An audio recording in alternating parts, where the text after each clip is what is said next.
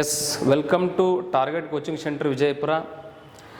ಇವತ್ತಿನ ತರಗತಿಯಲ್ಲಿ ಪ್ರಶ್ನೆಗಳ ಮೂಲಕ ಭೂಗೋಳಶಾಸ್ತ್ರದ ಒಂದಿಷ್ಟು ಅಧ್ಯಯನವನ್ನು ಈ ತರಗತಿಯಲ್ಲಿ ನೋಡೋಣ.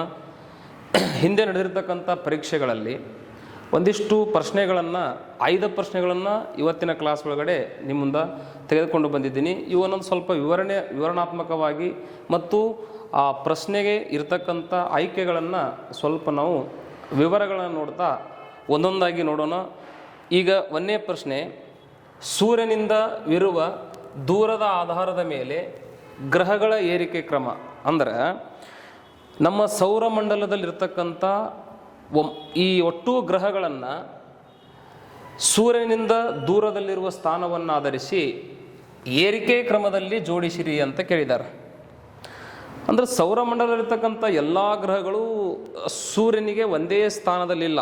ಸೂರ್ಯನಿಂದ ಬುಧ ಗ್ರಹ, ಶುಕ್ರ ಗ್ರಹ, ಭೂಮಿ, ಮಂಗಳ, ಗುರು, ಶನಿ, ಯುರೇನಸ್, ನೆಪ್ಚೂನ್, ಹೀಗೆ ಆ ಅಷ್ಟು ಗ್ರಹಗಳು ಏನಪ್ಪ ಅಂದ್ರೆ 8 ಗ್ರಹಗಳು ಸೂರ್ಯನಿಂದ ಬೇರೆ ಬೇರೆ ಬೇರೆ ಸ್ಥಾನದಲ್ಲಿ ಅದಾವೆ. ಅವರು ಇಲ್ಲಿ ಕೊಟ್ಟಂಥ ಗ್ರಹಗಳ ಸಂಖ್ಯೆ ಕೇವಲ 4, ಆದ್ರೆ ಸೌರಮಂಡಲದಲ್ಲಿರ್ತಕ್ಕಂಥ ಗ್ರಹಗಳ ಸಂಖ್ಯೆ 8. ಆ ಕೊಟ್ಟಂಥ 4 ಗ್ರಹಗಳಲ್ಲಿ ಅನುಕ್ರಮತೆಯಿಂದ ಇರತಕ್ಕಂಥ ಗ್ರಹಗಳು ಅಂತ ಕರಿತೀವಿ. ಹಾಗಾದ್ರೆ ಇಲ್ಲೊಂದು ಇಮೇಜನ್ನು ನೋಡ್ತಾ ಇದ್ದೀರಿ. ಇದು ಸೂರ್ಯ. ಸೂರ್ಯನಿಂದ ದೂರದಲ್ಲಿರ್ತಕ್ಕಂಥ ಗ್ರಹಗಳು ಮೊದಲು ನಮಗೆ ಗೊತ್ತಿರಬೇಕು. 1ನೇದು ನೋಡ್ರಿ, ಇದು ಬುಧ ಗ್ರಹ, ಶುಕ್ರ, ಭೂಮಿ, ಮಂಗಳ, ಗುರು, ಶನಿ, ಯುರೇನಸ್, ನೆಪ್ಚೂನ್. ಈ ಗ್ರಹಗಳು ಅನುಕ್ರಮತೆಯ ಗ್ರಹಗಳು ಅಂತ ಕರಿತೀವಿ. ಈ ಗ್ರಹಗಳನ್ನು ಗ್ರೀಕರ ಆರಾಧ್ಯ ದೇವತೆ ಹೆಸರುಗಳಿಂದ ಇವುಗಳನ್ನು ಕರಿತಿದ್ರು. ಎಕ್ಸಾಂಪಲ್, ಮರ್ಕ್ಯುರಿ ಅಂತ ಬುಧ ಗ್ರಹವನ್ನು, ಇದು ವಾಣಿಜ್ಯ ದೇವತೆ ಹೆಸರು. ವೆನಸ್ ಎಂಬುದು ಶುಕ್ರ ಗ್ರಹದ ಹೆಸರು, ಇದು ಪ್ರೇಮ ದೇವತೆ ಹೆಸರು. ಮಾರ್ಚ್ ಎಂಬುದು ಮಂಗಳ ಗ್ರಹಕ್ಕಿರ್ತಕ್ಕಂಥ ಹೆಸರು, ಇದು ಯುದ್ಧ ದೇವತೆಯ ಹೆಸರು. ಜುಪಿಟರ್ ಎಂಬುದು ಒಬ್ಬ ರಾಜನ ಹೆಸರು. ಸೆಟರ್ನ್ ಅನ್ನೋದು ಕೃಷಿ ದೇವತೆ ಹೆಸರು. ಯುರೇನಸ್ ಎಂಬುದು ಸ್ವರ್ಗ ದೇವತೆ ಹೆಸರು. ನೆಪ್ಚೂನ್ ಎಂಬುದು ಸಮುದ್ರ ದೇವತೆ ಹೆಸರು. ಹೀಗೆ ನಾವು ಆ ಗ್ರಹಗಳ ಹೆಸರುಗಳನ್ನು ನಾವು ನೋಡ್ತಾ ಹೋದ್ವಿ ಅಂದರೆ ಅದರದ್ದು ಇರತಕ್ಕಂಥ ಹೆಸರುಗಳು ಬೇರೆ. ಬಟ್ ನಾವು ಭಾರತ ದೇಶದಲ್ಲಿ ಇವುಗಳನ್ನು ಬುಧ, ಶುಕ್ರ, ಮಂಗಳ, ಭೂಮಿ, ನೆಪ್ಚೂನ್, ಗುರು ಅಂತ ಕರಿತಾ ಇದ್ದೇವೆ. ಅದು ಏನೇ ಇರಲಿ, ಇಲ್ಲಿ ಈ ಪ್ರಶ್ನೆಗಳ ಮೂಲಕ ಸೂರ್ಯನಿಂದ ದೂರದಲ್ಲಿರ್ತಕ್ಕಂಥ ಗ್ರಹಗಳು ಅಂತ ನೋಡಿದಾಗ ನಮಗೆ ಇಲ್ಲಿ ಆಪ್ಷನ್ಸ್ ಒಳಗೆ ಶುಕ್ರ, ಮಂಗಳ, ಶನಿ ಮತ್ತು ಗುರು ಕೊಟ್ಟಿದ್ದಾರೆ. ಈ 4 ಗ್ರಹಗಳಲ್ಲಿ ಸೂರ್ಯನಿಗೆ ಸಮೀಪ ಇರುವುದು 1ನೇದ್ದು ಶುಕ್ರ. ಅದಕ್ಕಿಂತ ಸಮೀಪವಾಗಿರ್ತಕ್ಕಂಥದ್ದು ಬುಧ. ಬಟ್ ಈ ಆಪ್ಷನ್ಸ್ ಒಳಗೆ ಸಮೀಪವಾಗಿರೋದು 1ನೇದ್ದು ಯಾವುದು ತಂದಾಗ ನಾವು ಶುಕ್ರ ಅಂತ ಕರೆಸ್ಕೋತೀವಿ. ಶುಕ್ರ ಆದ ನಂತರ ಈ ಆಯ್ಕೆಯಲ್ಲಿರ್ತಕ್ಕಂಥ ಗ್ರಹಗಳಲ್ಲಿ 2ನೇದೇ ಸಮೀಪದಲ್ಲಿರ್ತಕ್ಕಂಥದ್ದು ಅಂದ್ರೆ ನಾವು ಮಂಗಳ ಗ್ರಹ ಅಂತ ಕರಿತೀವಿ. ನಾವು ಆ್ಯಕ್ಚುಲಿ 2ನೇ ಸಮೀಪದಲ್ಲಿರ್ತಕ್ಕಂಥ ಗ್ರಹವನ್ನು ನಾವು ಶುಕ್ರ ಗ್ರಹ ಅಂತ ನೋಡ್ತೀವಿ. ಬಟ್ ಈ ಆಯ್ಕೆಯಲ್ಲಿ ಬಂದಾಗ ನಾವು 2ನೇ ಗ್ರಹ ಅಂತ ಕರಿತೀವಿ. ಇನ್ನು ಮಂಗಳ ಗ್ರಹ ಆದ ನಂತರ ಇದರಲ್ಲಿ ಸಮೀಪ ಇರ್ತಕ್ಕಂಥ ಗ್ರಹ ಯಾವುದು ಅಂತಂದಾಗ ನಾವು ಗುರು ಅಂತ ಕರಿತೀವಿ. 4ನೇದ್ದು ಶನಿ. ಹಾಗಾದ್ರೆ ನೋಡ್ರಿ, ಆಪ್ಷನ್ಸು 1, 2, 3 ಮತ್ತು 4. 1, 2, 3 ಮತ್ತು 4ಕ್ಕೆ ಮುಂದೆ ಆಪ್ಷನ್ಸ್ ಏನು ಬರ್ತಾವಂದ್ರೆ 1, 2, 4, 3. ಹಾಗಾದ್ರೆ ಆಪ್ಷನ್ಸ್ ಒಳಗೆ ಐತಿ ನೋಡ್ರಿ, 1, 2, 4, 3. 1, 2, 4, 3 ಅಂದ್ರೆ ನಮಗೆ ಯಾವುದಂದ್ರೆ ಆಪ್ಷನ್ಸ ಬಿ ಸರಿಯಾದ ಉತ್ತರ. ಹಾಗಾಗಿ ಈ ಗ್ರಹಗಳ ಬಗ್ಗೆ ಒಂದಿಷ್ಟು ಮಾಹಿತಿಯನ್ನು ಸುಮ್ಮನೆ ಸ್ವಲ್ಪ ಮಾಹಿತಿಯನ್ನು ನೋಡೋಣ. ಬುಧ ಗ್ರಹ ಸೂರ್ಯನಿಗೆ ಅತ್ಯಂತ ಸಮೀಪದಲ್ಲಿರ್ತಕ್ಕಂಥ ಗ್ರಹ. ಶುಕ್ರ ಗ್ರಹ ಅತಿ ಹೆಚ್ಚು ಉಷ್ಣಾಂಶವನ್ನು ಹೊಂದಿರತಕ್ಕಂಥ ಗ್ರಹ. ಭೂಮಿ, ಇದನ್ನು ಜಲಾವೃತ ಗ್ರಹ ಅಂತ ಕರಿತೀವಿ. ಸೌರಮಂಡಲದಲ್ಲಿ ಅಟ್ಮಾಸ್ಫಿಯರನ್ನು ಹೊಂದಿರತಕ್ಕಂಥ ಗ್ರಹ, ಜೀವಿಗಳನ್ನು ಹೊಂದಿರತಕ್ಕಂಥ ಗ್ರಹ, ಅಥವಾ ಅತಿ ಹೆಚ್ಚು ನೀರಿನಿಂದ ಕೂಡಿರ್ತಕ್ಕಂಥ ಗ್ರಹ ಅಂತ ಕರೆಸ್ಕೋತೈತಿ, ಅದು ನಮ್ಮ ಭೂಮಿ. ಇನ್ನು ಮಂಗಳ ಗ್ರಹವನ್ನು ನಾವು ಕೆಂಪು ಗ್ರಹ, ಅತಿ ಹೆಚ್ಚು ಕಬ್ಬಿಣದ ಆಕ್ಸೈಡ್ ಇರ್ತಕ್ಕಂಥ ಗ್ರಹ, ಹಾಗಾಗಿ ಕೆಂಪು ಬಣ್ಣದಿಂದ ಕಾಣಿಸ್ತಕ್ಕಂಥ ಗ್ರಹ. ಇನ್ನು ಗುರು ಗ್ರಹಕ್ಕೆ ಬಂದಾಗ ಅತ್ಯಂತ ದೊಡ್ಡದಾಗಿರ್ತಕ್ಕಂಥ ಗ್ರಹ, ಶನಿ ಗ್ರಹಕ್ಕೆ ಬಂದ್ರೆ ಅತ್ಯಂತ ಕಡಿಮೆ ಸಾಂದ್ರತೆಯನ್ನು ಹೊಂದಿರತಕ್ಕಂಥ ಗ್ರಹ ಮತ್ತು ಹೆಚ್ಚು ಉಪಗ್ರಹಗಳನ್ನು ಹೊಂದಿರತಕ್ಕಂಥ ಗ್ರಹ. ಇನ್ನು ಯುರೇನಸ್ ಮತ್ತು ನೆಪ್ಚೂನ್ ಗ್ರಹಗಳು ಬಂದಾಗ ಸೂರ್ಯನಿಂದ ಅಷ್ಟಂತ ದೂರದಲ್ಲಿರ್ತಕ್ಕಂಥ ಗ್ರಹಗಳು, ಇತ್ತೀಚೆಗೆ ಸಂಶೋಧನೆ ಮಾಡಿರ್ತಕ್ಕಂಥ ಗ್ರಹಗಳು. ಇಲ್ಲಿ ಇತ್ತೀಚೆಗೆ ಸಂಶೋಧನೆ ಮಾಡಿರ್ತಕ್ಕಂಥ ಗ್ರಹಗಳು ಇವು ಮೂರು ಗೊತ್ತಿರಬೇಕು. ಶನಿ ಗ್ರಹವನ್ನು 1665ರಲ್ಲಿ, ಯುರೇನಸ್ ಗ್ರಹವನ್ನು 1781ರಲ್ಲಿ, ನೆಪ್ಚೂನ್ ಗ್ರಹವನ್ನು 1846ರಲ್ಲಿ ಸಂಶೋಧನೆ ಮಾಡ್ತೀವಿ. ಹಾಗಾಗಿ 17ನೇ ಶತಮಾನ, 18ನೇ ಶತಮಾನ, 19ನೇ ಶತಮಾನದಲ್ಲಿ ಈ ಗ್ರಹಗಳನ್ನು ಏನು ಮಾಡ್ತೀವಿ ಅಂದ್ರೆ ನಾವು ಹೊಸದಾಗಿ ಸಂಶೋಧನೆ ಮಾಡಿರ್ತಕ್ಕಂಥ ಗ್ರಹಗಳು. ಆಗ ಶನಿ ಗ್ರಹವನ್ನು ಕಂಡು ಹಿಡಿದವರು ಯಾರು ಅಂತಂದಾಗ ಕ್ರಿಶ್ಚಿಯನ್ ಹೈಗನ್ಸ್ ಅಂತ. ಕ್ರಿಶ್ಚಿಯನ್ ಹೈಗನ್ಸ್ ಗೊತ್ತಿರಲಿ. ಕ್ರಿಶ್ಚಿಯನ್ ಹೈಗನ್ಸ್ ಶನಿ ಗ್ರಹವನ್ನು ಕಂಡು ಹಿಡಿರ್ತಕ್ಕಂಥ ವ್ಯಕ್ತಿ.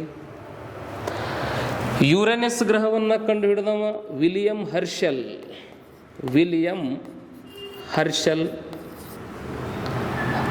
ನೆಪ್ಚೂನ್ ಗ್ರಹವನ್ನು ಕಂಡು ಹಿಡಿದವ ಜೋಹನ್ ಗಾಲೆ ಅಂತ ಕರಿತೀವಿ. ಇವು ಇತ್ತೀಚೆಗೆ ಸಂಶೋಧನೆ ಮಾಡಿರ್ತಕ್ಕಂಥ ಗ್ರಹಗಳು. ಹಾಗಾಗಿ ಈ ಗ್ರಹಗಳು, ಇದರ ಸುತ್ತ ಇರತಕ್ಕಂಥ ಉಪಗ್ರಹಗಳು ಮತ್ತು ಸೂರ್ಯನನ್ನು ಒಳಗೊಂಡು ಇದನ್ನು ನಾವು ಸೋಲಾರ್ ಸಿಸ್ಟಮ್ ಅಥವಾ ಸೌರಮಂಡಲ ಅಂತ ಕರಿತೀವಿ. ಇಲ್ಲಿ ನಮಗೆ ಈ ಬುಧ ಮತ್ತು ಶುಕ್ರ ಗ್ರಹಗಳಿಗೆ ಉಪಗ್ರಹಗಳು ಇಲ್ಲ. ಶನಿ ಮತ್ತು ಗುರು ಗ್ರಹಗಳಿಗೆ ಅತಿ ಹೆಚ್ಚು ಉಪಗ್ರಹಗಳು ಕಂಡುಬರ್ತಾವೆ. ಇನ್ನು ಶುಕ್ರ ಮತ್ತು ಬುಧ ಗ್ರಹಗಳು ಅತಿ ಹೆಚ್ಚು ಉಷ್ಣಾಂಶವನ್ನು ಹೊಂದಿರತಕ್ಕಂಥ ಗ್ರಹಗಳು. ಸೌರಮಂಡಲದಲ್ಲಿ ಅತ್ಯಂತ ನಿಧಾನವಾಗಿ ಭ್ರಮಣೆ ಮಾಡ್ತಕ್ಕಂಥ ಗ್ರಹ ಅಂತ ಅಂದಾಗ ಅದನ್ನು ನಾವು ಶುಕ್ರ ಗ್ರಹ ಅಂತ ಕರಿತೀವಿ. ಬೇಗನೆ ಸೂರ್ಯನಿಗೆ ಒಂದು ಭ್ರಮಣೆ ಮುಗಿಸ್ತಕ್ಕಂಥ ಗ್ರಹ ತಂದಾಗ ಬುಧ ಗ್ರಹ ಅಂತ ಕರಿತೀವಿ.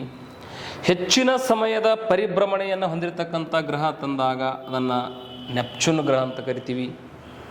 ಈ 8 ಗ್ರಹಗಳನ್ನು 2 ಭಾಗಗಳನ್ನಾಗಿ ಮತ್ತೆ ವಿಂಗಡಣೆ ಮಾಡ್ತಾರೆ. 2 ಭಾಗಗಳಲ್ಲಿ 4 ಗ್ರಹಗಳು ಆಚೆ, 4 ಗ್ರಹಗಳು ಈಚೆ.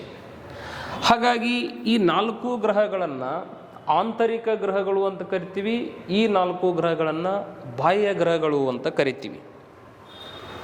Inner planets and outer planets. ಬುಧ, ಶುಕ್ರ, ಭೂಮಿ, ಮಂಗಳ ಆಂತರಿಕ ಗ್ರಹಗಳು. ಗುರು, ಶನಿ, ಯುರೇನಸ್, ನೆಪ್ಚೂನ್ ಬಾಹ್ಯ ಗ್ರಹಗಳು. ಆಂತರಿಕ ಗ್ರಹಗಳು ಮತ್ತು ಬಾಹ್ಯ ಗ್ರಹಗಳನ್ನು ಸಪ್ರೇಟ್ ಮಾಡ್ತಕ್ಕಂಥ ಆಕಾಶಕಾಯಗಳು ಯಾವಂತ ಭಾಳಷ್ಟು ಸಲ ಪ್ರಶ್ನೆ ಕೇಳಿದಾರ. ಅವುಗಳನ್ನು ನಾವು ಕ್ಷುದ್ರ ಗ್ರಹಗಳು ಅಂತ ಕರಿಬೇಕ್ರಿ. ಕ್ಷುದ್ರ ಗ್ರಹಗಳು, ಅಸ್ಟ್ರಾಯ್ಡ್ಸ್ ಬೆಲ್ಟ್ಸ್ ಅಂತ ಬರ್ತೈತಿ. ಅಸ್ಟ್ರಾಯ್ಡ್ಸ್ ಕ್ಷುದ್ರ ಗ್ರಹಗಳು. ಈ ಮಂಗಳ ಮತ್ತು ಗುರು ಗ್ರಹಗಳ ಮಧ್ಯೆ ಕಂಡು ಬರ್ತಕ್ಕಂಥ ಅಸಂಖ್ಯಾತ ಆಕಾಶಕಾಯಗಳ ಗುಂಪಿಗೆ ನಾವು ಕ್ಷುದ್ರ ಗ್ರಹಗಳ ಪಟ್ಟಿ ಅಂತ ಕರಿತೀವಿ. ಆ ಕ್ಷುದ್ರ ಗ್ರಹಗಳಿಂದ ಆ ಕಡೆ 4 ಗ್ರಹಗಳು, ಈ ಕಡೆ 4 ಗ್ರಹಗಳು. ಇಷ್ಟು ನಮ್ಗೆ ಸುಮ್ಮನೆ ಬೇಸಿಕ್ ಆಗಿರ್ತಕ್ಕಂಥ ಮಾಹಿತಿ ಈ ಪ್ರಶ್ನೆಯ ಮೇಲೆ ಗೊತ್ತಿರಬೇಕು. ಇದನ್ನು ನಾವು ಸೋಲಾರ್ ಸಿಸ್ಟಮ್ಗೆ ಸಂಬಂಧಪಟ್ಟಿರ್ತಕ್ಕಂಥ ಒಂದು ಪ್ರಶ್ನೆ. ಎಸ್, ನೆಕ್ಸ್ಟ್ ಪ್ರಶ್ನೆಗೆ ಹೋದಾಗ ನೆಕ್ಸ್ಟ್ ಪ್ರಶ್ನೆಯನ್ನು ನಾವು ಇದೇ ಭೂಮಿಗೆ ಸಂಬಂಧಪಟ್ಟಿರ್ತಕ್ಕಂಥ ಪ್ರಶ್ನೆಯನ್ನು ನೋಡ್ತೀವಿ. ಯಾವ ಪ್ರಶ್ನೆ ತಂದಾಗ ನೋಡ್ರಿ, ಯಾವುದೇ ವಸ್ತುವಿನ ಭಾರ, ಕ್ವಶನ್ ಮಾರ್ಕ್. ಒಂದು ವಸ್ತುವಿನ ಭಾರ ಮೀನ್ಸ್ ತೂಕ, ವಸ್ತುವಿನ ತೂಕ. ಇದ್ರ ಬಗ್ಗೆ ಪ್ರಶ್ನೆ ಕೇಳಿದಾರ. ವೇಟ್ ಬಗ್ಗೆ ಪ್ರಶ್ನೆ ಕೇಳಿದಾರ. ಇದು ಬೇರೆ ಗ್ರಹದ ಬಗ್ಗೆ ಅಲ್ಲ, ಚಂದ್ರನ ಬಗ್ಗೆ ಅಲ್ಲ, ನಮ್ಮ ಭೂಮಿಯ ಮೇಲೆ ವಸ್ತುಗಳ ವೇಟ್ ಹೆಂಗಿರ್ತೈತಿ ಅನ್ನೋದನ್ನು ನಾವು ಈ ಆಯ್ಕೆಗಳ ಮೇಲೆ ಸರಿಯಾದ ಉತ್ತರವನ್ನು ಆಯ್ಕೆ ಮಾಡಬೇಕಾಗ್ತದೆ. ಹಾಗಾಗಿ ಒಂದನೇದ್ದು, ಧ್ರುವ ಮತ್ತು ಮೇರು ಪ್ರದೇಶಗಳಲ್ಲಿ ತೂಕ ಹೆಚ್ಚಾಗಿರುತ್ತದೆ. ಧ್ರುವ ಮತ್ತು ಮೇರು ಪ್ರದೇಶಗಳಲ್ಲಿ ವಸ್ತುಗಳ ತೂಕ ಅಧಿಕವಿರುತ್ತದೆ. ಒಂದನೇ ಆಪ್ಷನ್ಸ. ಎರಡನೇ ಆಪ್ಷನ್ಸ, ಬೆಟ್ಟಗಳ ಮೇಲೆ ಸಮತಲ ಪ್ರದೇಶಗಳಿಗಿಂತ ಹೆಚ್ಚಾಗಿರುತ್ತದೆ. ಬೆಟ್ಟ ಗುಡ್ಡಗಳ ಮೇಲೆ ಹೋದಾಗ ವಸ್ತುಗಳ ತೂಕ ಹೆಚ್ಚಾಗುತ್ತದೆ ಅನ್ನೋದು ಎರಡನೇ ಆಪ್ಷನ್ಸ. ಮೂರನೇ ಆಪ್ಷನ್ಸ, ಭೂಮಿಯ ಎಲ್ಲೆಡೆ ಒಂದೇ ಆಗಿರುತ್ತದೆ. ಅಲ್ರಿ, ಒಂದು ವಸ್ತುವಿನ ತೂಕ ಭೂಮಿಯ ಎಲ್ಲ ಪ್ರದೇಶದಲ್ಲಿ ಒಂದೇ ಇರ್ತೈತಿ ಅಂತ ಮೂರನೇ ಆಪ್ಷನ್ಸ್ ಹೇಳ್ತೈತಿ. ನಾಲ್ಕನೇದ್ದು, ಭೂಮಧ್ಯ ರೇಖೆ ಬಳೆ ಹೆಚ್ಚಾಗಿರುತ್ತದೆ. ಈ 4 ನಾವು ಆಪ್ಷನ್ಸನ್ನು ನೋಡಿದಾಗ ನಾವು ಬಹುತೇಕ ಅಂದ್ಕೊಂಡು ಬಿಡ್ತೇವೆ, ಅಲ್ರಿ ಭೂಮಿಯ ಮೇಲೆ ನಾವು ಯಾವುದೇ ಪ್ರದೇಶಕ್ಕೆ ಹೋಗ್ರಿ, ಯಾವುದೇ ದೇಶಕ್ಕೆ ಹೋಗ್ರಿ, ಯಾವುದೇ ಊರಿಗೆ ಹೋಗ್ರಿ, ಎಂಥ ಪ್ರದೇಶಕ್ಕೆ ಹೋದರೂ ನಮ್ಮ ತೂಕ ಅಷ್ಟೇ ಇರ್ತೈತಿ ಅಂತ ಅನ್ಕೋತೀವಿ ನಾವೆಲ್ಲ. ಆದ್ರೆ ನಿಜವಾಗಿ ವಸ್ತುಗಳ ತೂಕ ಬೇರೆ ಬೇರೆ ಪ್ರದೇಶದಲ್ಲಿ ಬೇರೆ ಬೇರೆ ರೀತಿಯಾಗಿ ನೋಡ್ತೀವಿ. ಹಾಗಾದ್ರೆ ವಸ್ತುಗಳ ತೂಕ ಅವ್ರು ಕೇಳಿದ್ದು ವಸ್ತುವಿನ ತೂಕ ಡ್ಯಾಶ್ ಅಂತ ಕೇಳಿದ್ದಾರೆ. ಇದ್ರಾಗ ಆಪ್ಷನ್ಸ್ ಯಾವುದು ಕರೆಕ್ಟು ನೋಡ್ರಿ. ಇದನ್ನು ನಾವು ಭೂಮಿ ಅಂತ ಕರಿತೀವಿ. ಭೂಮಿಯನ್ನು ನಾವು ಧ್ರುವ ಪ್ರದೇಶಗಳು, ಭೂಮಿಯನ್ನು ಮೊದಲು ಏನು ಮಾಡ್ತೀವಿ ಅಂದ್ರೆ 2 ಭಾಗಗಳಾಗಿ ವಿಂಗಡಣೆ ಮಾಡ್ತೀವಿ. ಭೂಮಿಯನ್ನು 2 ಭಾಗಗಳಾಗಿ ವಿಂಗಡಣೆ ಮಾಡ್ತಕ್ಕಂಥದ್ದು ಅಂದ್ರೆ ಮಧ್ಯಭಾಗದಲ್ಲಿ ಹಿಂಗೊಂದು ರೇಖೆ ಹೇಳಿದ್ರೆ ಇದು ಭೂಮಿ ಉತ್ತರ ಗೋಳ, ದಕ್ಷಿಣ ಗೋಳ. ನಾರ್ದರ್ನ್ ಹೆಮಿಸ್ಫಿಯರ್ ಮತ್ತು ಸದರ್ನ್ ಹೆಮಿಸ್ಫಿಯರ್ ಅಂತ ಕರಿತೀವಿ. ಈ ನಾರ್ದರ್ನ್ ಹೆಮಿಸ್ಫಿಯರ್ ಮತ್ತು ಸದರ್ನ್ ಹೆಮಿಸ್ಫಿಯರ್ ಆದ ನಂತರ ಇಲ್ಲಿ ಬರ್ತೈತಿ ನಮಗೆ ಉತ್ತರ, ಇದು ಬರ್ತೈತಿ ದಕ್ಷಿಣ, ಇದು ಐತಿ ಪೂರ್ವ, ಇದು ಐತಿ ಪಶ್ಚಿಮ. ನೋಡ್ರಿ, ಇದನ್ನು ನಾವು ಪೂರ್ವ ಅಂತ ಕರಿತೀವಿ, ಇದನ್ನು ವೆಸ್ಟ್, ಇದನ್ನು ಸೌತ್, ಇದನ್ನು ನಾರ್ತ್. ಈ ಭೂಮಿಯನ್ನು ನಾವು 4 ದಿಕ್ಕುಗಳ, ಭೂಮಿಯ 4 ದಿಕ್ಕುಗಳು ಪೂರ್ವ, ಪಶ್ಚಿಮ, ದಕ್ಷಿಣ, ಉತ್ತರ. ಇಲ್ಲಿ ಭೂಮಿಯ ಸೇಪನ್ನು ನೋಡಬೇಕು. ನಾವು ಭೂಮಿಯ ಸೇಪನ್ನು ನೋಡಬೇಕು. ಭೂಮಿ ವೃತ್ತಾಕಾರದಲ್ಲಿ ಇಲ್ಲ. ನಿಮಗೆ ಇಲ್ಲೊಂದೆರಡು ಎರಡು ಇಮೇಜ್ಗಳನ್ನು ತೋರಿಸ್ತೀನಿ. ಭೂಮಿ ಯಾವ ಸೇಪ್ ಒಳಗೈತಿ? ಇದು 1ನೇ ಶೇಪ, ಇನ್ನು ಇದು 2ನೇ ಶೇಪ. ಇವೆರಡಕ್ಕೂ ಭಾಳ ವ್ಯತ್ಯಾಸ ಐತಿ. ಇದು ನೋಡೋಕೆ ನಮ್ಮ ವೃತ್ತ ಕಾಣಿಸ್ತೈತಿ, ಇದು ನೋಡೋಕೆ ನಮ್ಮ ವೃತ್ತ ಕಾಣಿಸ್ತೈತಿ. ಬಟ್ ಇದನ್ನು ನಾವು ಏನಂತ ಕರಿತೀವಿ ಅಂದ್ರೆ ಇದನ್ನು ವೃತ್ತ ಅಂತ ಕರಿತೀವಿ. ಇದು ಸರ್ಕಲ್, ಬಟ್ ಇದು ವೃತ್ತ ಅಲ್ಲ. ಇದು ನೋಡೋಕೆ ಸ್ವಲ್ಪ ನಮಗೆ ಚೇಂಜ್ ಐತಿ. ವೃತ್ತ ಅಂತ ಬಂದಾಗ ವೃತ್ತದ ಈ ಭಾಗದಲ್ಲಿರುವ ವ್ಯಾಸ ಈ ಭಾಗದಲ್ಲಿ ಅಷ್ಟೇ ಇರ್ತೈತಿ. ಬಟ್ ಇಲ್ಲಿ ಅಲ್ಲಿ ನೋಡ್ರಿ, ಈ ಭಾಗದಲ್ಲಿ ಇರ್ತಕ್ಕಂಥ ವ್ಯಾಸ ಈ ಭಾಗದಲ್ಲಿ ಇಲ್ಲ. ಹಿಂಗೆ ಜಾಸ್ತಿ ಅಗಲವಾಗೈತಿ, ಹಿಂಗೆ ಅಗಲ ಸ್ವಲ್ಪ ಕಡಿಮೆ ಐತಿ. ಬಟ್ ಇದಕ್ಕೆ ಏನಂತ ಕರೀತಾರ? ಇದಕ್ಕೆ ಜಿಯಾರ್ಡ್ ಸೇಪ್ ಅಂತ ಕರಿತೀವಿ. ಜಿಯಾರ್ಡ್ ಆಕಾರ. ಇದು ವೃತ್ತಾಕಾರ, ಇದು ಜಿಯಾರ್ಡ್ ಆಕಾರ. ಎಲ್ಲ ಪ್ರದೇಶಗಳಲ್ಲಿ ವ್ಯಾಸ ಒಂದೇ ಥರನಾಗಿತ್ತು ಅಂದ್ರೆ ಅದನ್ನು ವೃತ್ತ ಅಂತ ಕರಿತೀವಿ. ಇದು ಬೇರೆ ಬೇರೆ ಪ್ರದೇಶಗಳಲ್ಲಿ ವ್ಯಾಸದಲ್ಲಿ ವ್ಯತ್ಯಾಸ ಬಂದಾಗ ನಾವು ಅದನ್ನು ವೃತ್ತ ಅಂತ ಕನ್ಸಿಡರ್ ಮಾಡಲ್ಲ. ಇದಕ್ಕೆ ಆಗಿರ್ತಕ್ಕಂಥ ಸ್ಪೆಸಿಫಿಕ್ ಆದ ಒಂದು ಹೆಸರು ಐತಿ, ಅದನ್ನು ಜಿಯಾರ್ಡ್ ಸೇಪ್ ಅಂತ ಕರಿತೀವಿ.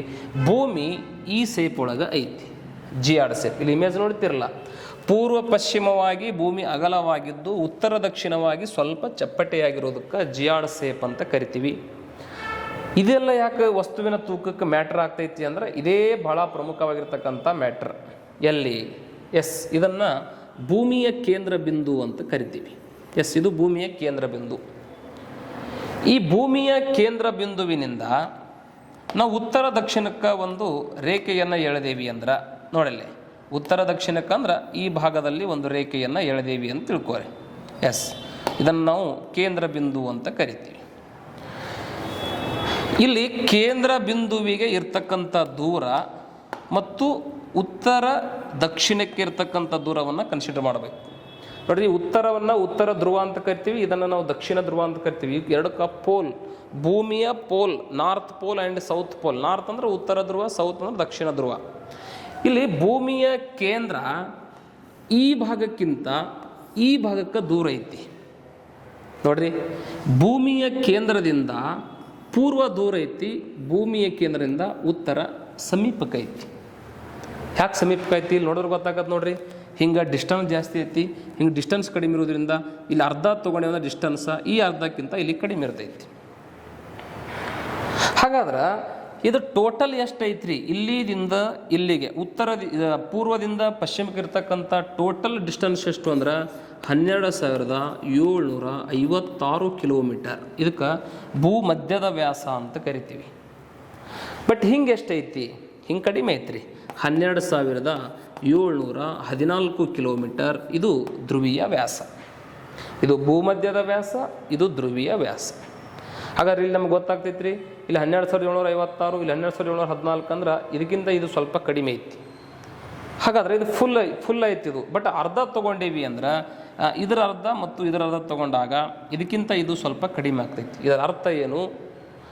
ಭೂಮಿಯ ಕೇಂದ್ರಕ್ಕೆ ಉತ್ತರ ದಕ್ಷಿಣ ಭಾಗಗಳು ಪೂರ್ವ ಪಶ್ಚಿಮಕ್ಕಿಂತ ಸಮೀಪದಲ್ಲಿವೆ. ಭೂಮಿಯ ಯಾವ ಪ್ರದೇಶ ಭೂಕೇಂದ್ರಕ್ಕೆ ಸಮೀಪದಲ್ಲಿರುತ್ತದೆಯೋ ಆ ಪ್ರದೇಶದಲ್ಲಿ ಗುರುತ್ವ ಬಲ ಹೆಚ್ಚಾಗಿರುತ್ತದೆ. ಗ್ರಾವಿಟಿ ಏನಿರ್ತೈತೆ ಅಂದರೆ ಜಾಸ್ತಿ ಇರ್ತೈತಿ. ಗುರುತ್ವಾಕರ್ಷಣೆ ಬಲ, ಇಲ್ಲಿ ಗುರುತ್ವಾಕರ್ಷಣೆ ಐತಿ, ಇಲ್ಲಿ ಗುರುತ್ವಾಕರ್ಷಣೆ ಐತಿ, ಬಟ್ ಇಲ್ಲಿ ಕಡಿಮೆ ಐತಿ. ಯಾಕಂದ್ರೆ ಇದು ಭೂಕೇಂದ್ರದಿಂದ ದೂರ ಐತಿ, ಇದು ಭೂಕೇಂದ್ರಕ್ಕೆ ಸಮೀಪ ಇರುವುದರಿಂದ ಇಲ್ಲಿ ಗ್ರಾವಿಟಿ ಹೆಚ್ಚು. ಉತ್ತರ ಆಗಿರ್ಬೋದು, ದಕ್ಷಿಣ ಆಗಿರ್ಬೋದು. ಉತ್ತರ ದಕ್ಷಿಣಕ್ಕೆ ಪೂರ್ವ ಪಶ್ಚಿಮಕ್ಕಿಂತ ಗ್ರಾವಿಟಿ ಹೆಚ್ಚು, ಯಾಕಂದ್ರೆ ಭೂಕೇಂದ್ರಕ್ಕೆ ಸಮೀಪದಲ್ಲಿದಾವೆ. ಎಲ್ಲಿ ಗ್ರಾವಿಟಿ ಜಾಸ್ತಿ ಅಲ್ಲಿ ವಸ್ತುಗಳ ತೂಕ ಜಾಸ್ತಿ. ಹಾಗಾದ್ರೆ ಇಲ್ಲಿ ಒಂದು ವಸ್ತುವಿನ ತೂಕವನ್ನು ನಾವು ಮಾಡಿದೀವಿ ಅಂದ್ರೆ, ಇದೇ ವಸ್ತುವನ್ನು ಒಯ್ದು ನಾವು ಇಲ್ಲಿ ವೇಟ್ ಚೆಕ್ ಮಾಡಿದೀವಿ ಅಂದ್ರೆ ಇಲ್ಲಿಕ್ಕಿಂತ ಇಲ್ಲಿ ವೇಟ್ ಏನು ಬರ್ತೈತೆ ಅಂದ್ರೆ ಅಧಿಕವಿರುತ್ತದೆ. ಎಸ್, ಈ ಭಾಗದಲ್ಲಿ ವಸ್ತುಗಳ ತೂಕ ಅಧಿಕ, ಈ ಭಾಗದಲ್ಲಿ ವಸ್ತುಗಳ ತೂಕ ಅಧಿಕ. ಯಾಕೆ? ಗ್ರಾವಿಟಿ ಜಾಸ್ತಿ. ಯಾಕೆ ಗ್ರಾವಿಟಿ ಜಾಸ್ತಿ? ಭೂಕೇಂದ್ರಕ್ಕೆ ಸಮೀಪದಲ್ಲಿರೋದ್ರಿಂದ ಅಲ್ಲಿ ಗುರುತ್ವ ಬಲ ಜಾಸ್ತಿ, ಅಲ್ಲಿ ವಸ್ತುಗಳ ತೂಕ ಜಾಸ್ತಿ. ಹಾಗಾಗಿ ಇವಕ್ಕೆ ನಾವು ಧ್ರುವ ಪ್ರದೇಶಗಳು ಅಂತ ಕರಿತೀವಿ. ಇದಕ್ಕೆ ಭೂಮಿಯ ಮಧ್ಯಭಾಗ ಅಂತ ಕರಿತೀವಿ. ಐಡಿಯಾ ಬಂತ?